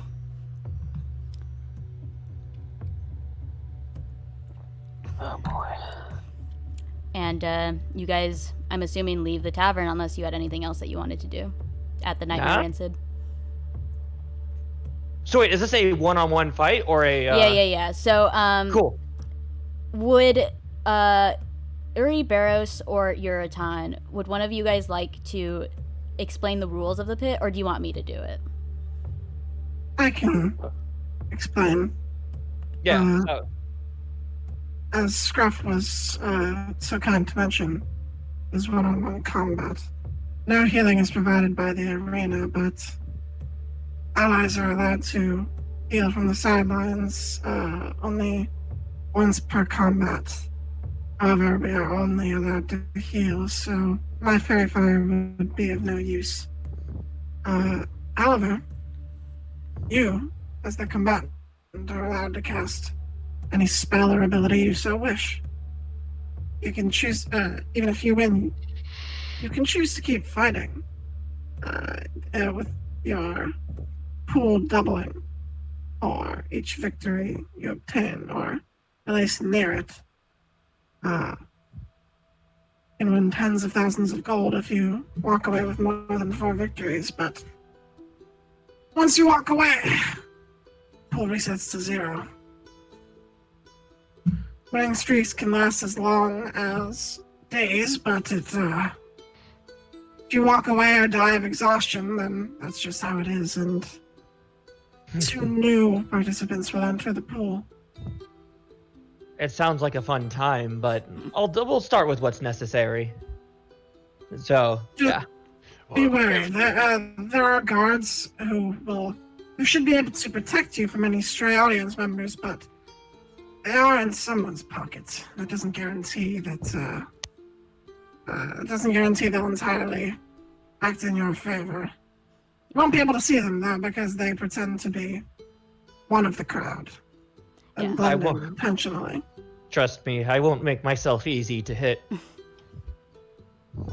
So yeah, mechanically speaking, the hired guards, it means that like they're everywhere, but you don't know when they're going to be in your area at the time. So Gotcha. You could theoretically cast Fairy Fire if you wished, and they if they didn't catch who did it, they wouldn't be able to do anything about it. So Gotcha. You could do like a sleight of hand or a stealth, and yeah, you'd be Gotcha. good. Cheating is allowed if it's not caught. Yeah, exactly. So you guys could risk it. Before we actually start, this is perfect. Before we actually start the fight, like approach the arena, Sal is going to cast False Life on herself, and actually looking at the components required, it's a small amount of alcohol. So maybe as the drink is offered her, Sal will kind of like, I don't know if you turn it into the spell in place of drinking it, or drinking it would be like part of the spell, but you get what I'm saying. You can make it part of the spell. That's completely up to you. Yeah, make it part of the spell. So yeah, then Sal and I guess we'll throw. I'm assuming we'll do the fight now, right? Or at least in the near future. So then we'll throw in a quick False Life, which is a D4 plus 5. So okay, just an extra 5 health. Cool.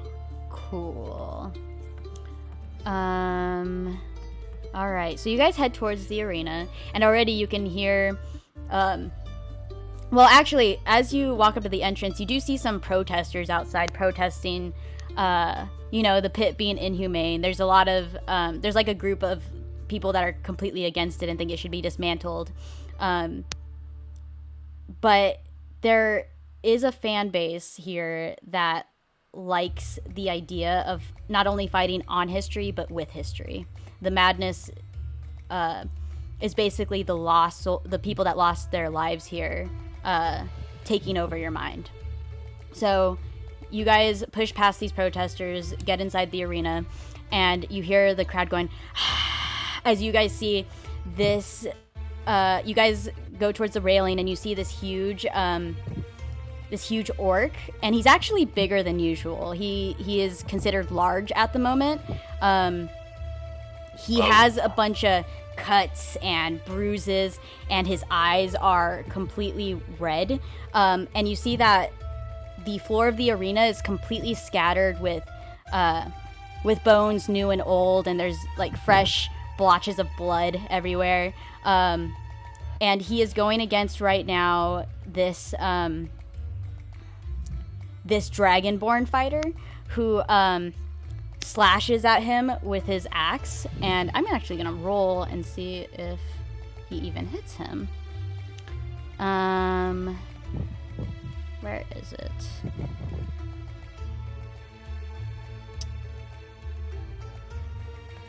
So he has, okay.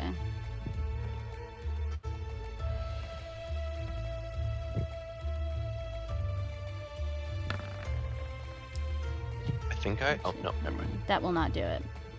So you watch the axe actually fucking break at the hilt. And the guy goes, oh no! And the half-orc just fucking grabs this guy and slams him into the ground. And now he just fucking goes unconscious. And you see a very well-dressed half-orc man. You see like a spotlight shines on him, and he says, "And that's it. It's another win for Khazar." And the crowd goes, and you see, will there be any other participants? And then I'll Anyone? step forward. Oh yeah, I was gonna say, yeah. That's not all. Oh shit. I'll like see Sal like standing up and kind of put my giant claw on her shoulder, like push her down as I stand up. All right. Sal will respect it and be like, Okay, so you step forward, and some random crowd members that seem like crowd members, they let you into the ring and then disappear back into the crowd and blend in. Before Scales walks away, I'm gonna say to him, "I wish you good fortune," and I pat him on the back, casting the jump spell, which I can do once per day.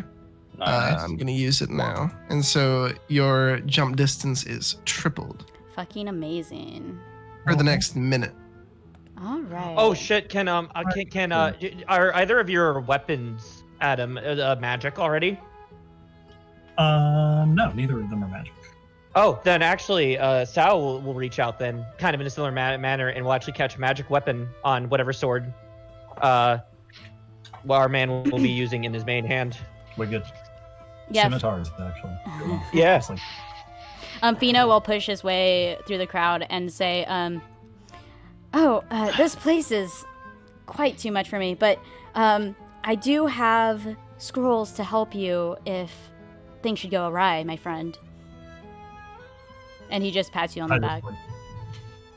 I just kind of pat him on the head. All right. And you enter the ring. Let me get this map ready for you.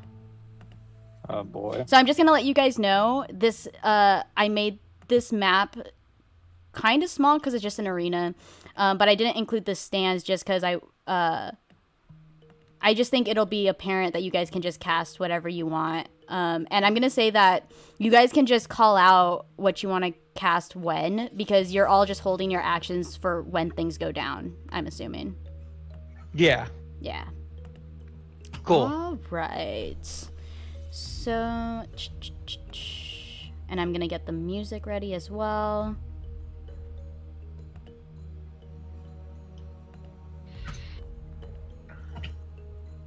Okay. Sorry if I have been too active in this game. I've just been cleaning up my Twitter a bit. That's completely okay, my dude.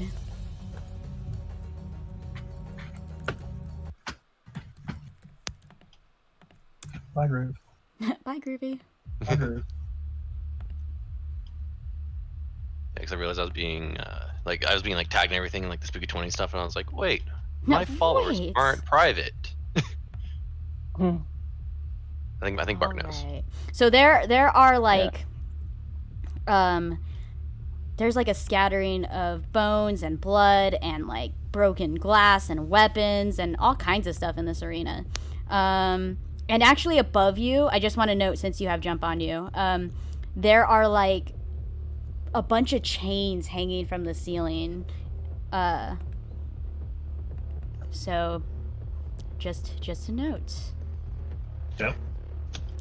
Can I just say, if we're gonna kind of position ourselves within the crowd to kind of blend in, Sal would like our group to be like, or at least push to be kind of within 60 feet of where the enemy combatant might be. Or wait, actually, what's the range on hold person? Actually, you guys will always probably most likely be within range. That's why I didn't really include stands. So no Okay, matter where you cool. go in the arena, you'll always be within range to cast something on either person. Oh wait, so are we going to be within the actual arena itself while the or? Nah, you Are we guys are in the still kind of in- stands. But We're still in like I see what you're saying. Yeah, Gotcha. Yeah. Yeah, wherever you are in the stands, you'll be able to cast I something. see. I gotcha. Unless something's like, 5 Crazy, foot yeah. range or 10 foot range or something. Yeah. All right. So we're gonna roll some initiative. Hell yeah. I'm gonna roll in real life for this.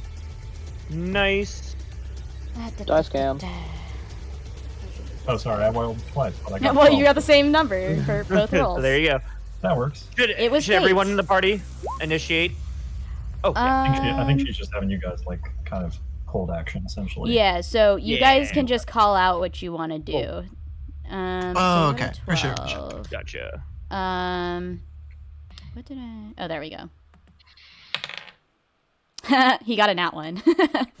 Got him. So that's a 3. So that's fun.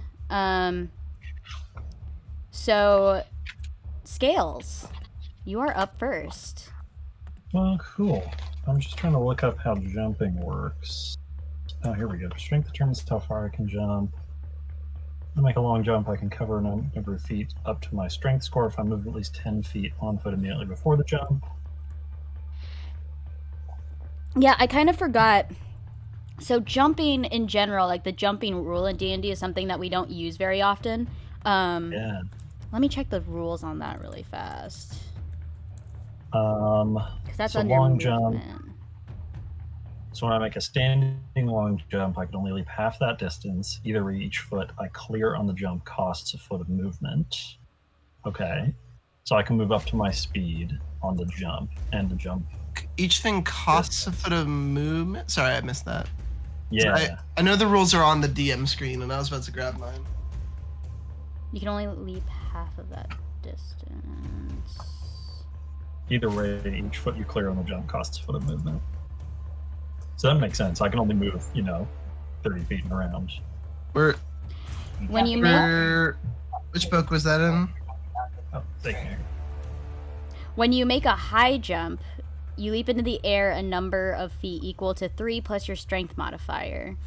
If you move at least 10 feet on foot immediately before... Oh, only if you move at least 10 feet on foot immediately before. If you're when you making make a a standing standing- high jump, that's different. You only cover half that distance. Mhm. Oh, yeah, I don't want to jump that. I don't want to jump high. I want to jump long because I want to jump straight to him. Rather If than you jump long, it's if you long jump, if you move to you move 10 plus feet, and then jump a number of feet up to your strength score. Yeah. When you make a standing long jump, you can leap only half that distance. So you can leap 3 times your strength score, and I think that I don't. Or 1 what point. How I read that is that I don't know that I can ever go faster than 30 feet and around, unless I have haste or I something. don't think I don't think it. I don't know. It Hmm. doesn't say anything about consuming movement here, so that's up to Well, it does in the analyst. either way. Each foot you clear on the jump costs a foot of movement. Oh, is that in the player's handbook? Yeah, that's I'm a gonna long say it. It doesn't. I don't think that it does count as movement jump. Oh, okay, cool. because I think it would say that if it did. I think it does in the long jump one. Either standing or running long jump costs a foot of movement. At least on D&D Beyond it says that. So it might be. Oh, you're right. You're right. Yeah. And then high jump is not what I'm trying to do because I'm not trying to go up. I'm trying to go forward. Yeah. So I think what that means is I can't get to him with a jump. So what I'm gonna do.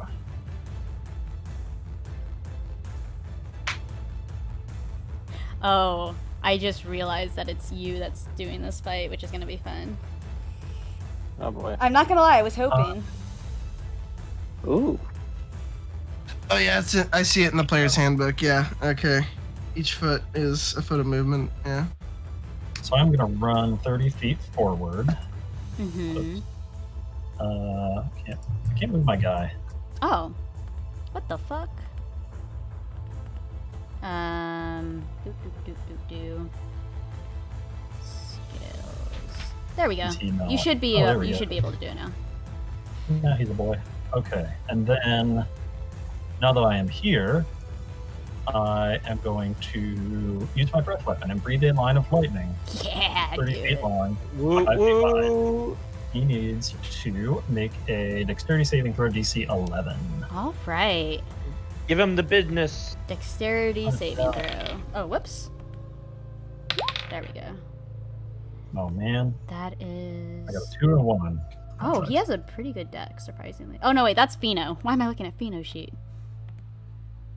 Pheno's gonna be a dexterous boy, I was gonna say. Yeah, I was like, that's a +6. What the fuck? Nah, it's a +2, so 11.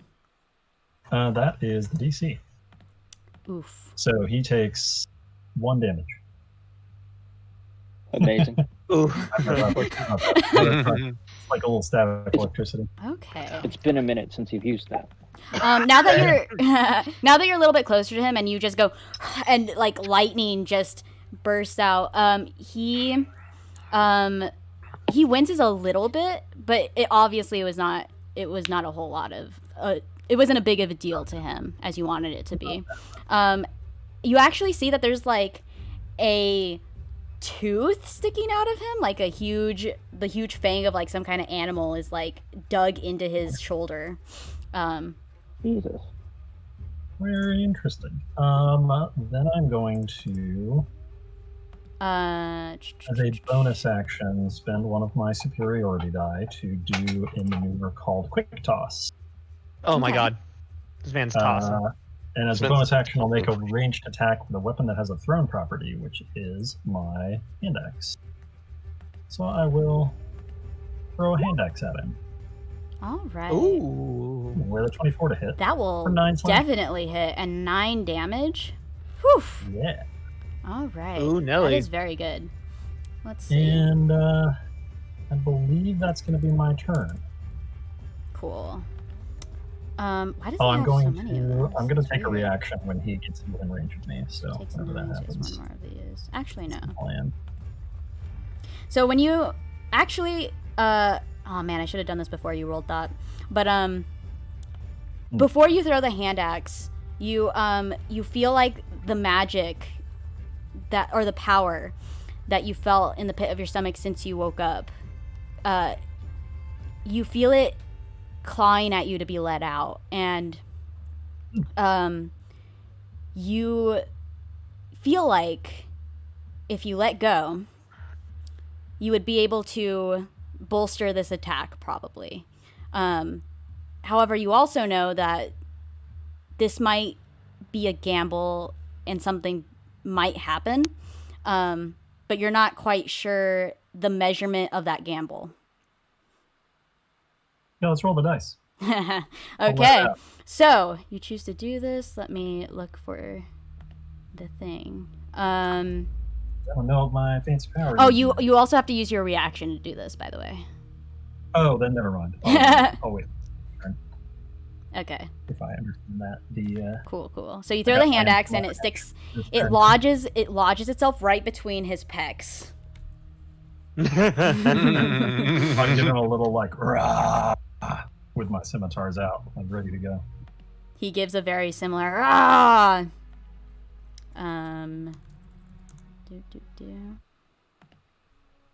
All right. Oh, actually, hold on. I have one more d8 of damage because I get to roll my superiority nice. die when I hit with my superiority die fancy attacks. So he takes 7 more slashing damage. Okay. 6, 7. Okay.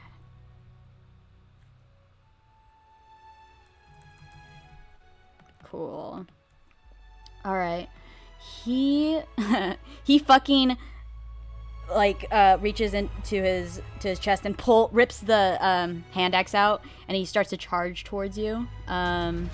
Oh my god. Let me see what this guy can do really fast. Oh my God. He also has superiority die, so he's going to boop. Well, this works out well because my second delivery that I can't really announce on Twitch is here. All right. Or it's on its way. I'll be going to go grab it when it's officially So here. he fucking winds back to hit you with his fist. I'm gonna roll IRL for this, so it's plus. Where's my wallet? Ah, here we are. Does a 19 hit you, sir? Yes. Okay. Unfortunately. That's, okay. Where did those dice go?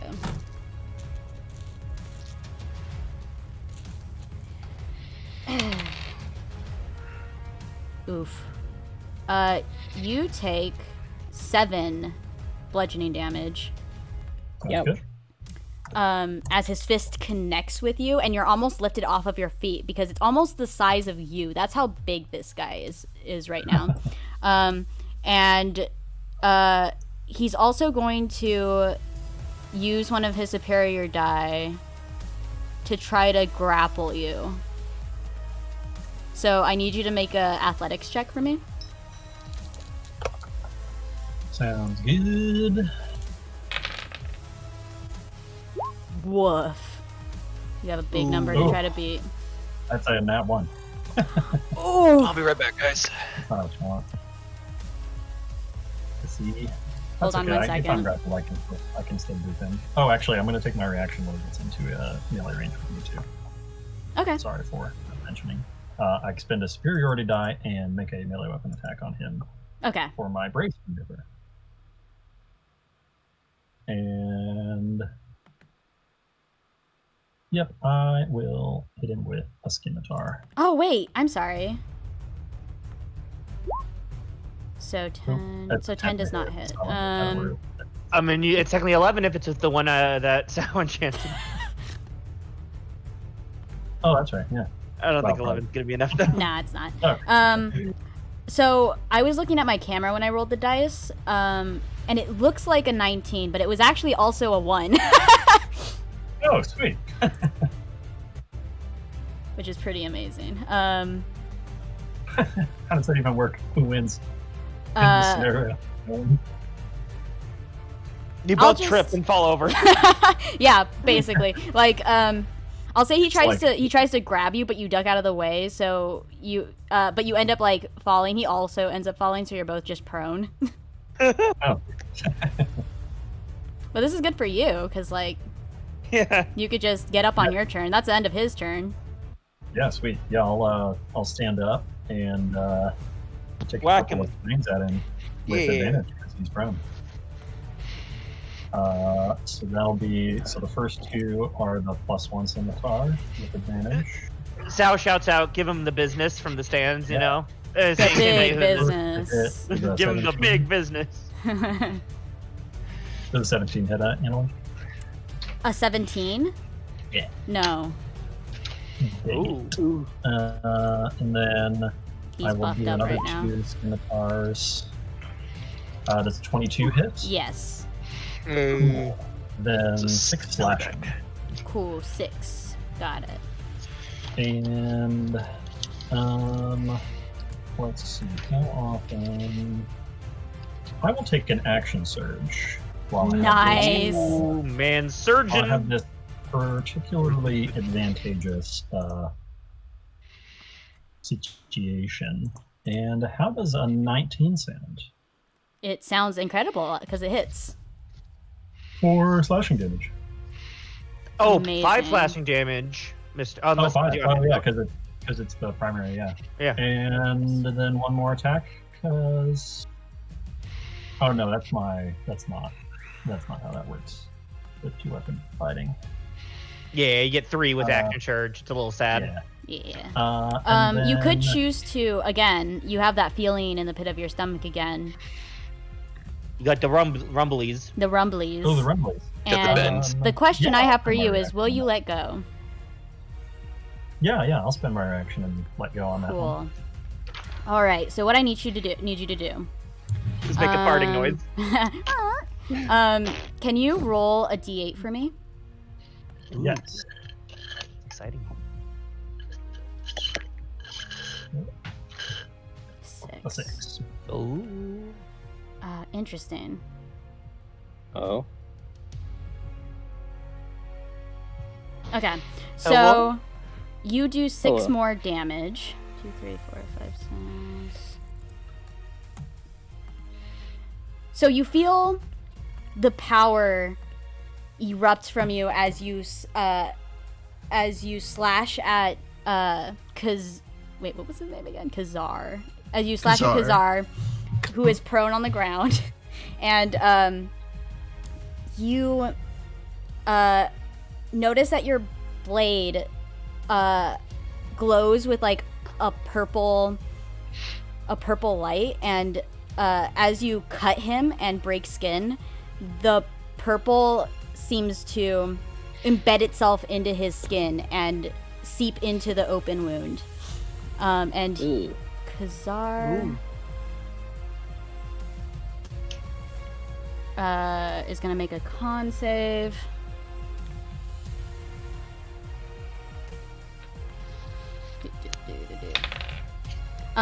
Khazar is poisoned. And I also need you, Adam, to roll me a d20.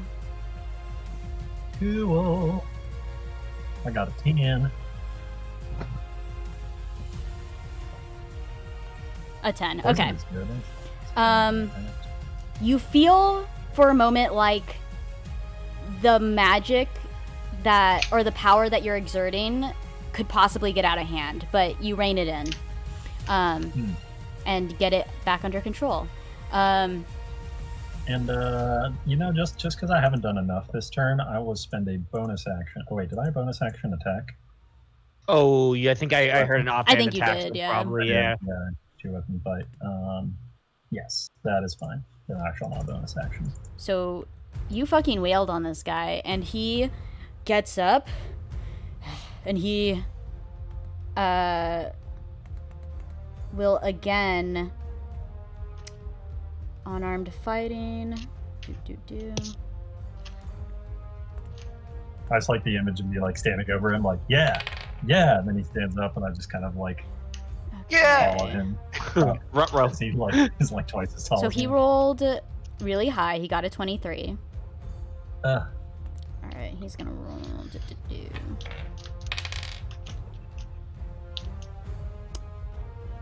That's 8 bludgeoning damage. okay. As he raises his fist above you and just slams down. And again, he's gonna try to grapple you again. Both of you roll 9 once again. Again. Oh yeah. Oh, he actually rolled a natural 20. Oh shit. Oh, I wasted my 9. Plus a lot. Well, Okay. now we're gonna get real friendly. So, what that means... Well, at least you don't take damage, though. You're just grappled. Like, he just... he basically traps you between himself and the club that he's holding. And kind of has you in, like, a kind of a headlock. And he's going to... Well, actually, no, he can't do anything else. That's his turn. And then at the start of your turn... you just take 1d4 bludgeoning damage from being grappled by this guy. Cool. So that's just... where are my boys, my little boys, my pointy boys? You take 1 bludgeoning damage. Oh, good. That's fine with me. I will bonus action second wind. Mm-hmm. That's a d10 plus 3. Nice.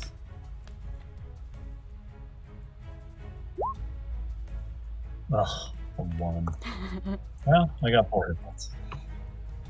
Better than nothing. Okay. Still bloodied. All right. And then I will...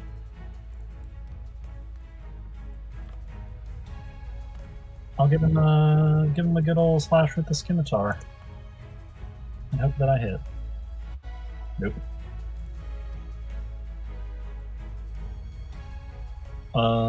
Wait, what? that- Oh, there you go.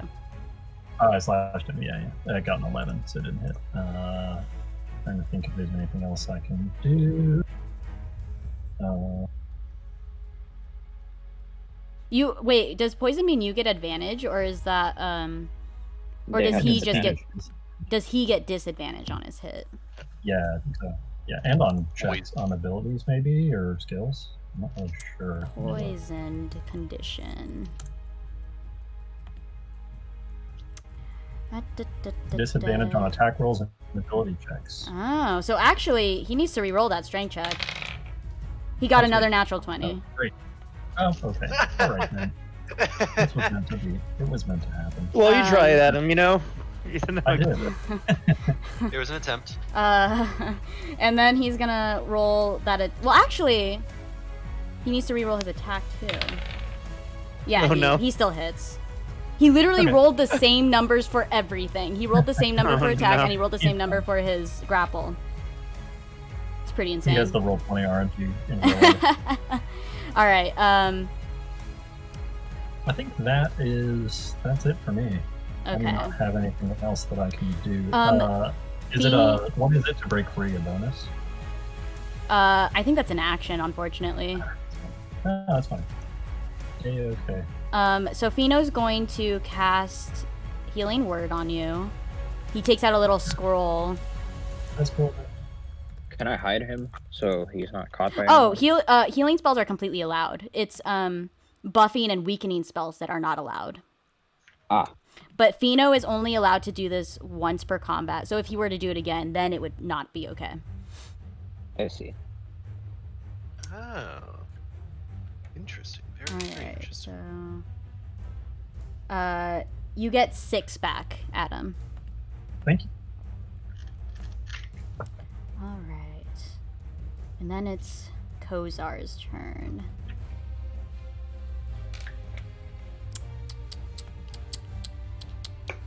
All right.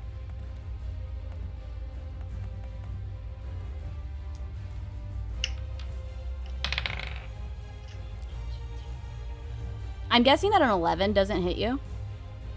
It does not. Awesome. So it's kind of hard to hit you while he's holding onto you. You're also squirming and not enjoying this at all, so he's having a hard time getting to you. And that'll be it for him. You can go ahead and take your turn. I would like to action. Do I take my D4 from being constricted? Yeah. He might roll another one. Can't see. Man can breathe. He rolled a 2. At this rate, I'll have something to worry about in a couple of rounds. I will. That. Oh, pretty much everything I have is my short rest. That is cool to know. Yeah, I think I'll do 2 attacks on him. Go for it. Let's do skinny and skinny. Nat 1 on the first one and a 7 on the second one, so no dice. Okay.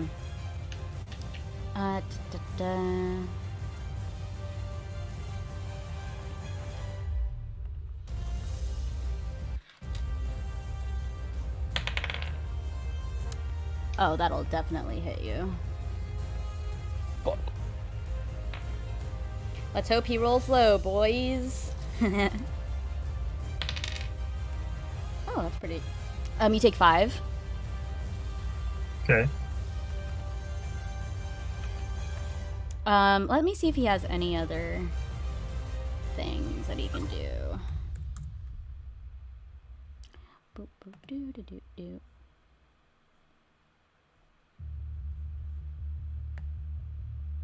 Where is that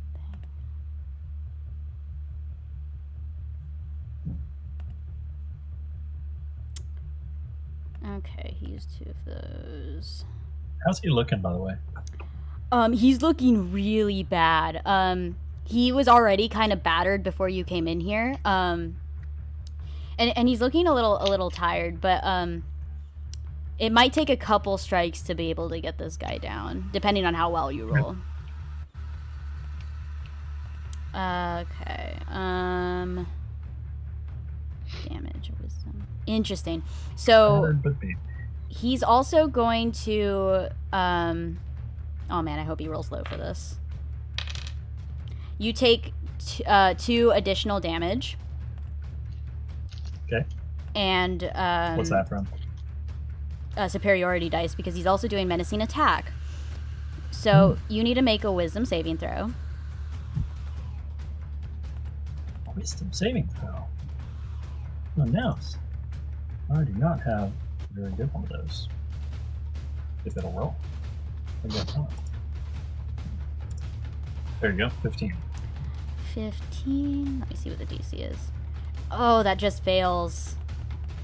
No. So you are frightened of him Oh, shit. until the end of your next turn. So as he's holding you, he says, "There's no way out of this. You're not gonna win this." Eep. I have the power of millions of people who died here.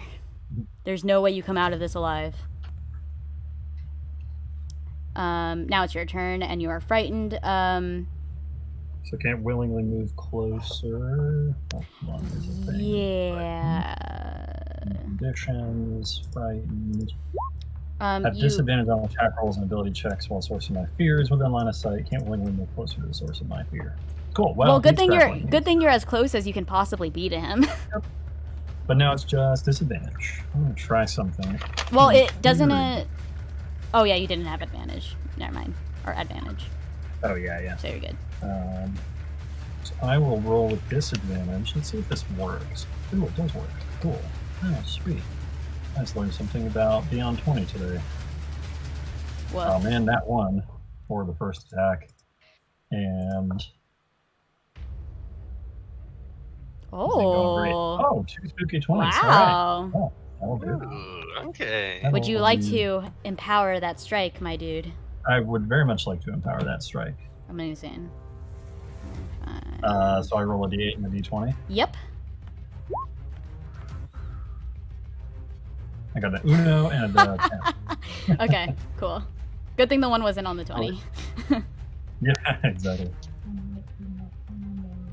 So 1 damage.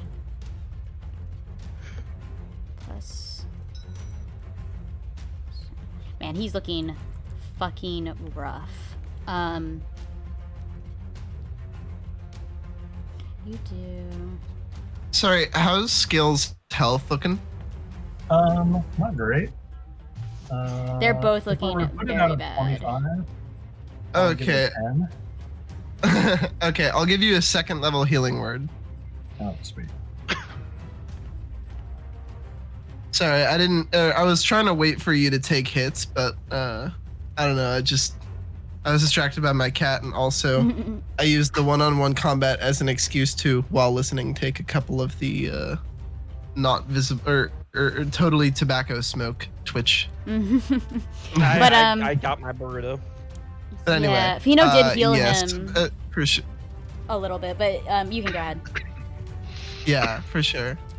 Oh, wait, was it allies are only allowed to heal once, as in per ally, or per team of allies? Per team of allies. Well, no, like each person can heal once, if that makes sense. Okay, Yeah. cool. Yeah. So I wouldn't be cheating necessarily if No. I healed him. Okay, then yeah, I'm throwing him a second level healing word. Yeah, go ahead and roll for that. Healing word at level 2. Nice. Well, rolled max on one of them.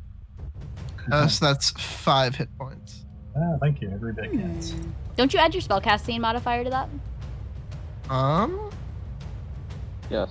Yes, I did. Oh, it wasn't a max level roll. It was a 2. There's the problem. So it's 2 plus 2 equals 4 plus 1. Got it. Yeah, I don't have a huge spellcasting mod. All Yeah, a right. little bit. So you guys watch as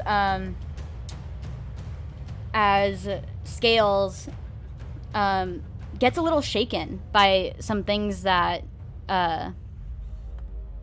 Khazar says to him, and he swings and misses terribly. His scimitar actually almost breaks from the force of being swung at this half-orc's very, very tough skin.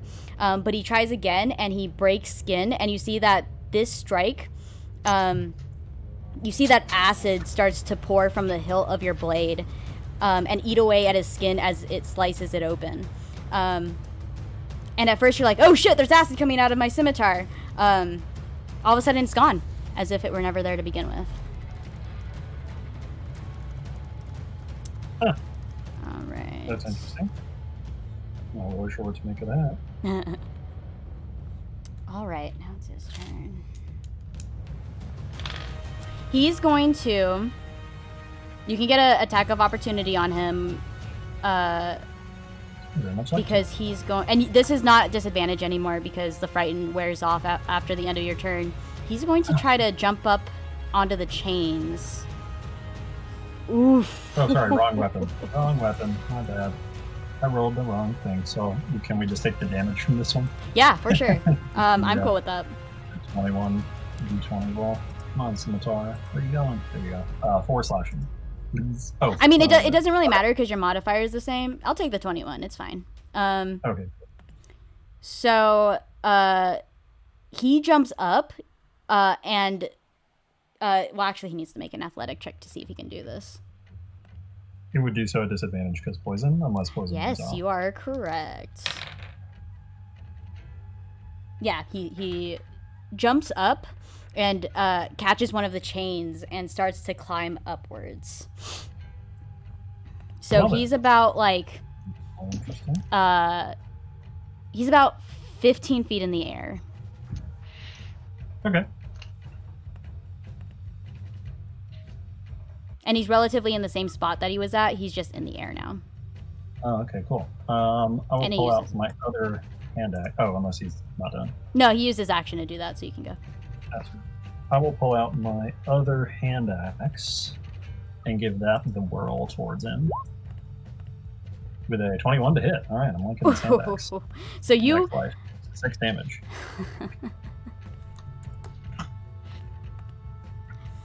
You throw your hand axe at him, and it's just square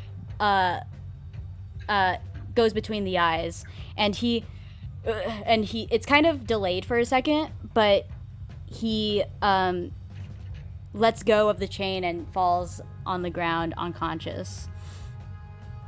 Yes. And you hear the crowd go silent for a little bit, and there's like a pause, and then they erupt and go and the half-orc man in the suit above, the spotlight goes on him again, and it says, well, looks like we have a new champion. Let's see if he can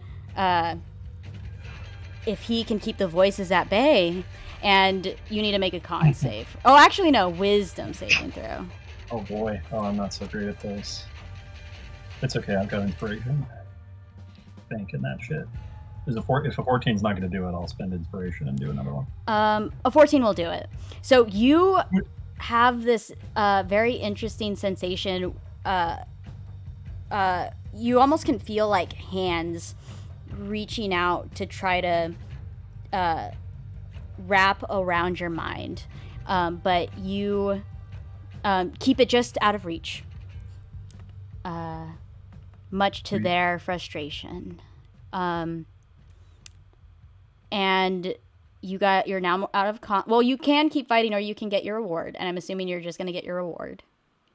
That is correct. Cool. So you get 1,000 gold pieces. Great. Yeah. Ooh, that's a lot of kashish. Yeah, it's a high reward combat for a high risk battle. That is. We need this guy, right? You do. He's unconscious right now and is currently making death saving throws, and no one will help him unless someone casts a healing spell on him. So I'm gonna make the first one while you guys are talking. Yeah, Sal's gonna kind of. Yor'atan gives a level 1 healing word because she knows that you need him. Okay. So he I starts. can roll that. Yeah. He starts bleeding out, but Yor'atan runs up and heals him. Nice. Well, 4. it's I think healing my word. thousand I'm gold gonna is 5, sit. right? I'm gonna sit back from a distance, and do it as subtly as I can, if that's Yeah, that's cool. acceptable. That's cool. Sal's gonna kind of wait for a reaction from the guy as he's getting up. If he seems like he's randomly gonna start running, she's gonna like jump in his way. So, when he fell from the chain, by the way, he shrunk in size to to a more normal sizing for a half-orc. Interesting. And you see the tooth that was in him fall out onto the ground. And then he can. Oh, when the tooth drops, can Des run up and snatch it yeah, go for it. before he's like up? Yeah. Oh yeah. I will send you the information for that in a second, but you're able to do that without his knowledge as he comes to. He goes, ugh, what happened? Actually, Sal's gonna just kind of go up to the guy, just jumped in from the stands, kind of just start talking. If it seems like, Yeah. be like, seems like you've been having quite a bit of fun for a while there, huh? Are you aware of what you were doing? How long was I under the madness? Sal's gonna shout like, how long has this bloke been here for? You see the half-orc in the suit in the stands again. He says, he's been here for 2 days, a 2-day winning streak. Oh, it's not as long as I too thought. long. Yeah. Well, 2 days. I'm sure the atrocities that you committed are to a certain limit then. He killed 51 people. Yeah, well, there you go. 51 people. Maybe next time. But yeah, he sits up and he goes,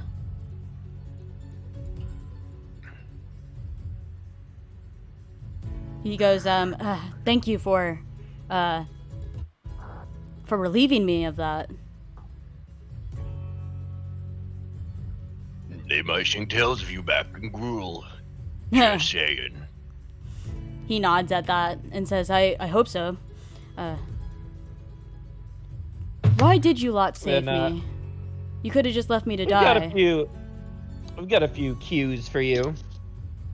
We're all kind of pieces in a bigger board game at the moment. Sal will kind of nod over to Yor'atan, assuming she's going to be doing the major questioning.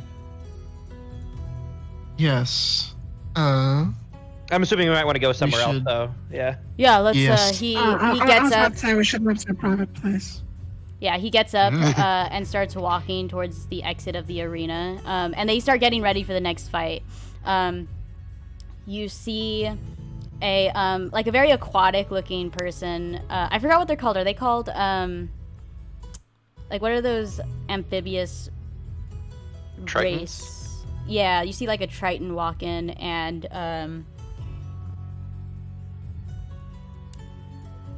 like a humanoid lion step into the ring to start to brawl it out. And Kazar walks you out of the arena, and you guys find like a like almost like a locker room to talk about whatever you guys want to talk about. Or the bunch of Yor'atan. people walking around in towels. You know, Yeah. just all having a conversation. This is true locker room talk right here. And it's like a Okay. it's like a community locker room. Like all genders are in here. They don't fucking care. Yeah. What does boys talk about in the locker room? D&D. The real locker room talk. Yeah, exactly. Hashtag real locker room talk. You play D&D in the locker room. What do you guys do? Anyway, he sits down on a bench and he says, "So, what is it?" Well, Yor'atan kind of nervously looks around at anybody who may be listening, and is, she, in a low tone, she says, We were told to inquire with you in regards to whoever has been committing the murders in Robberies. the robberies. Sorry, I was trying to figure out how to work my roll 20 and my brain just. Anyway, who's committing the robberies in Ancaster, Deston, and Vales. Specifically, probably we'd be intrigued in getting somebody in Vales, seeing as how that's the closest. Unless it's the same people who committed all three. It's the same people who committed all three. I gotta be real with you. I went under the madness because I didn't want to tell anyone. Because these people have not only helped me, but a lot of people in Fantown. So... I'm gonna cast Detect Thoughts, because I can do that. Okay. With my telepathic ability. A homebrew thing, or a home rule that I have for Detect Thoughts, they only know if they succeed wildly on their save, if you probe deeper. Otherwise, they're completely oblivious to the spell. I'm definitely probing deeper. Okay. He's gonna make a roll. What save is that again? Wisdom? Wisdom. Alright. Can Des watch the door? You guys can look on stream if you want. I'm using a camera to show my rolls.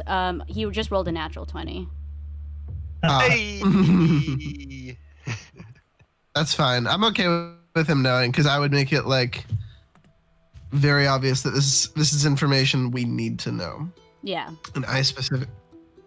And I would like put my hand like on the bench or whatever, and just like look him in the eyes and make it really obvious I'm trying to probe deeper. So if he knows I'm doing it magically, I don't really care. But yeah, he'll say, you know, it's really conflicting for me because you all just saved my life just now. But in a way, they have too before you. I'll tell you, but you need to promise not to hurt them. You know what? Sal's gonna do the little spit in her hand thing and reach out and be like, "You got my word that my boys here won't lay any siege to them." Are you? You can make a persuasion check. Oh shit! I got a -2 on those. No, no. Sal ain't very charismatic. I would like to help by saying, it is in my greatest interest to apprehend these individuals. If we can do so non-violently, you have my assurances, as well as my captain's, that we will do it. Okay, so roll with advantage. Go for the... Oh wait, those are saves, but it's not any different. It's still Okay. -2. That's a -2. That's pretty good for a -2. Honestly, I was gonna say I'll take it for you. Yeah. But he, it was a low DC. He nods and shakes your hand. He doesn't spit in his, but he shakes your hand even though it has spit in yours. You're good. He doesn't seem to really care too much, but he says, As long as they touch my spit, that's all that Sal, that's all that Sal cares about.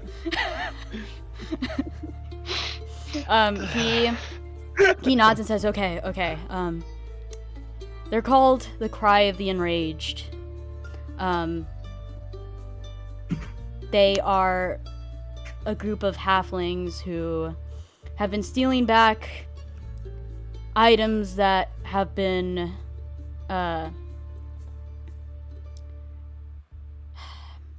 there's a bank that's been forcing people in Fantown to sell their rare magical items to them, or they foreclose their houses.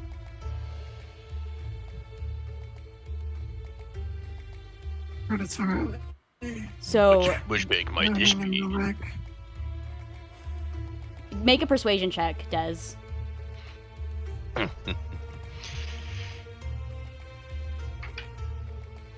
That is 19. 19. He 14 looks kind plus of 5. he looks kind of hesitant for a second, but he says, they go by Vertex Corporation. Vertex is spelled Vertex. Vertex. Verdicts. Okay. And he says, the Cry of the Enraged have been stealing back our items for us. Very, very interesting. But I know where they usually hang out. If that's what you want. Yes. The information might be useful, but it seems that we might have opened up a wider story than we were told in the beginning. What do you plan to do with them anyway? Once you do find the Cry of the Enraged? Well, we plan to bring them back to the Warden. She keeps people at this prison, but she allows them great freedoms. And there are many for whom she cuts deals. However, I'm being honest here, I have an idea. What's that? We were told to bring back people who had committed our crimes, but they didn't even know the people who had committed the crimes. We had to find out this information. Because it seems that the real victims of the robberies in these places are the citizens who are being robbed by this so-called Vertex. And if my memory serves me correctly, that's still robbery. Yeah, they're Exactly. fucking thieves. Yes. The Cry of the Enraged doesn't have to be the group that is apprehended and brought in. It could be the people behind this Vertex that are held responsible.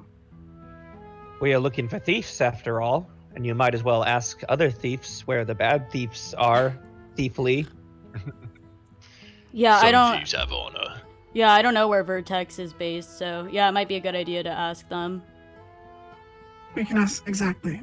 If you can direct us to the Cry of the Enraged, Yeah. we can help them.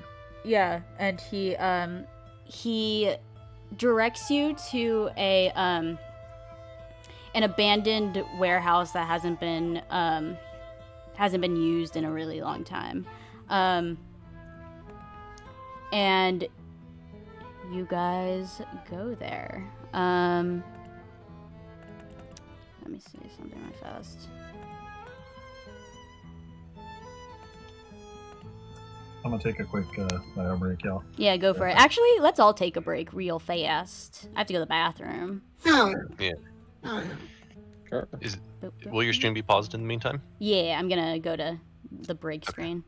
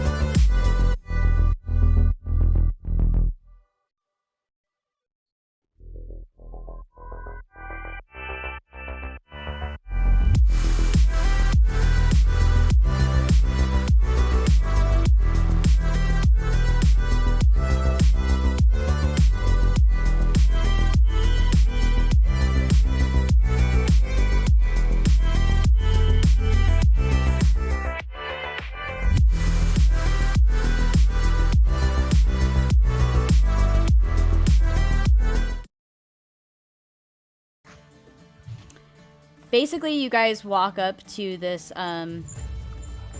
warehouse door, and it's easy to open. You just go, and you see a group of 5 halflings who were all kind of busy doing stuff. They look like they were like identifying some objects. They must have literally just come back from one of their runs, and they go, What is this? Are we being raided right now? Ho ho ho!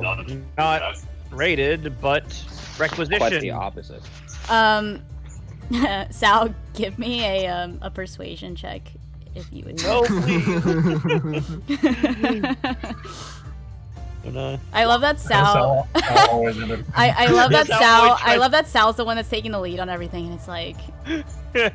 Negative for Honestly, I love it though. It's great because not being charismatic doesn't mean that you don't take the lead. You right? know? Yeah, it just means that you're not great at it. Yeah. All right, let's see. I'm gonna roll for them and see what happens. That's why I was so thrown by. That's why I was so thrown by the -2 in charisma. I was like, wait, I love this. Like, that's so much fun. Yeah, like, Okay. He does, like, he's not really like the most talkative person, yet he has like a 16 in charisma. So you say, Sal, you're being requisitioned. They all look at each other, squint their eyes, and then turn back to you, and they say, "Get him!" And and we can end the session there because I was not prepared for you guys to get this far. You guys got very far, very fast. That is great. Was it something I said? Oh, it's fun. Now we're gonna have a good halfling battle once we come back. Woo! Oh my gosh, we're just gonna fucking punt him. Just fucking kick him, eat him.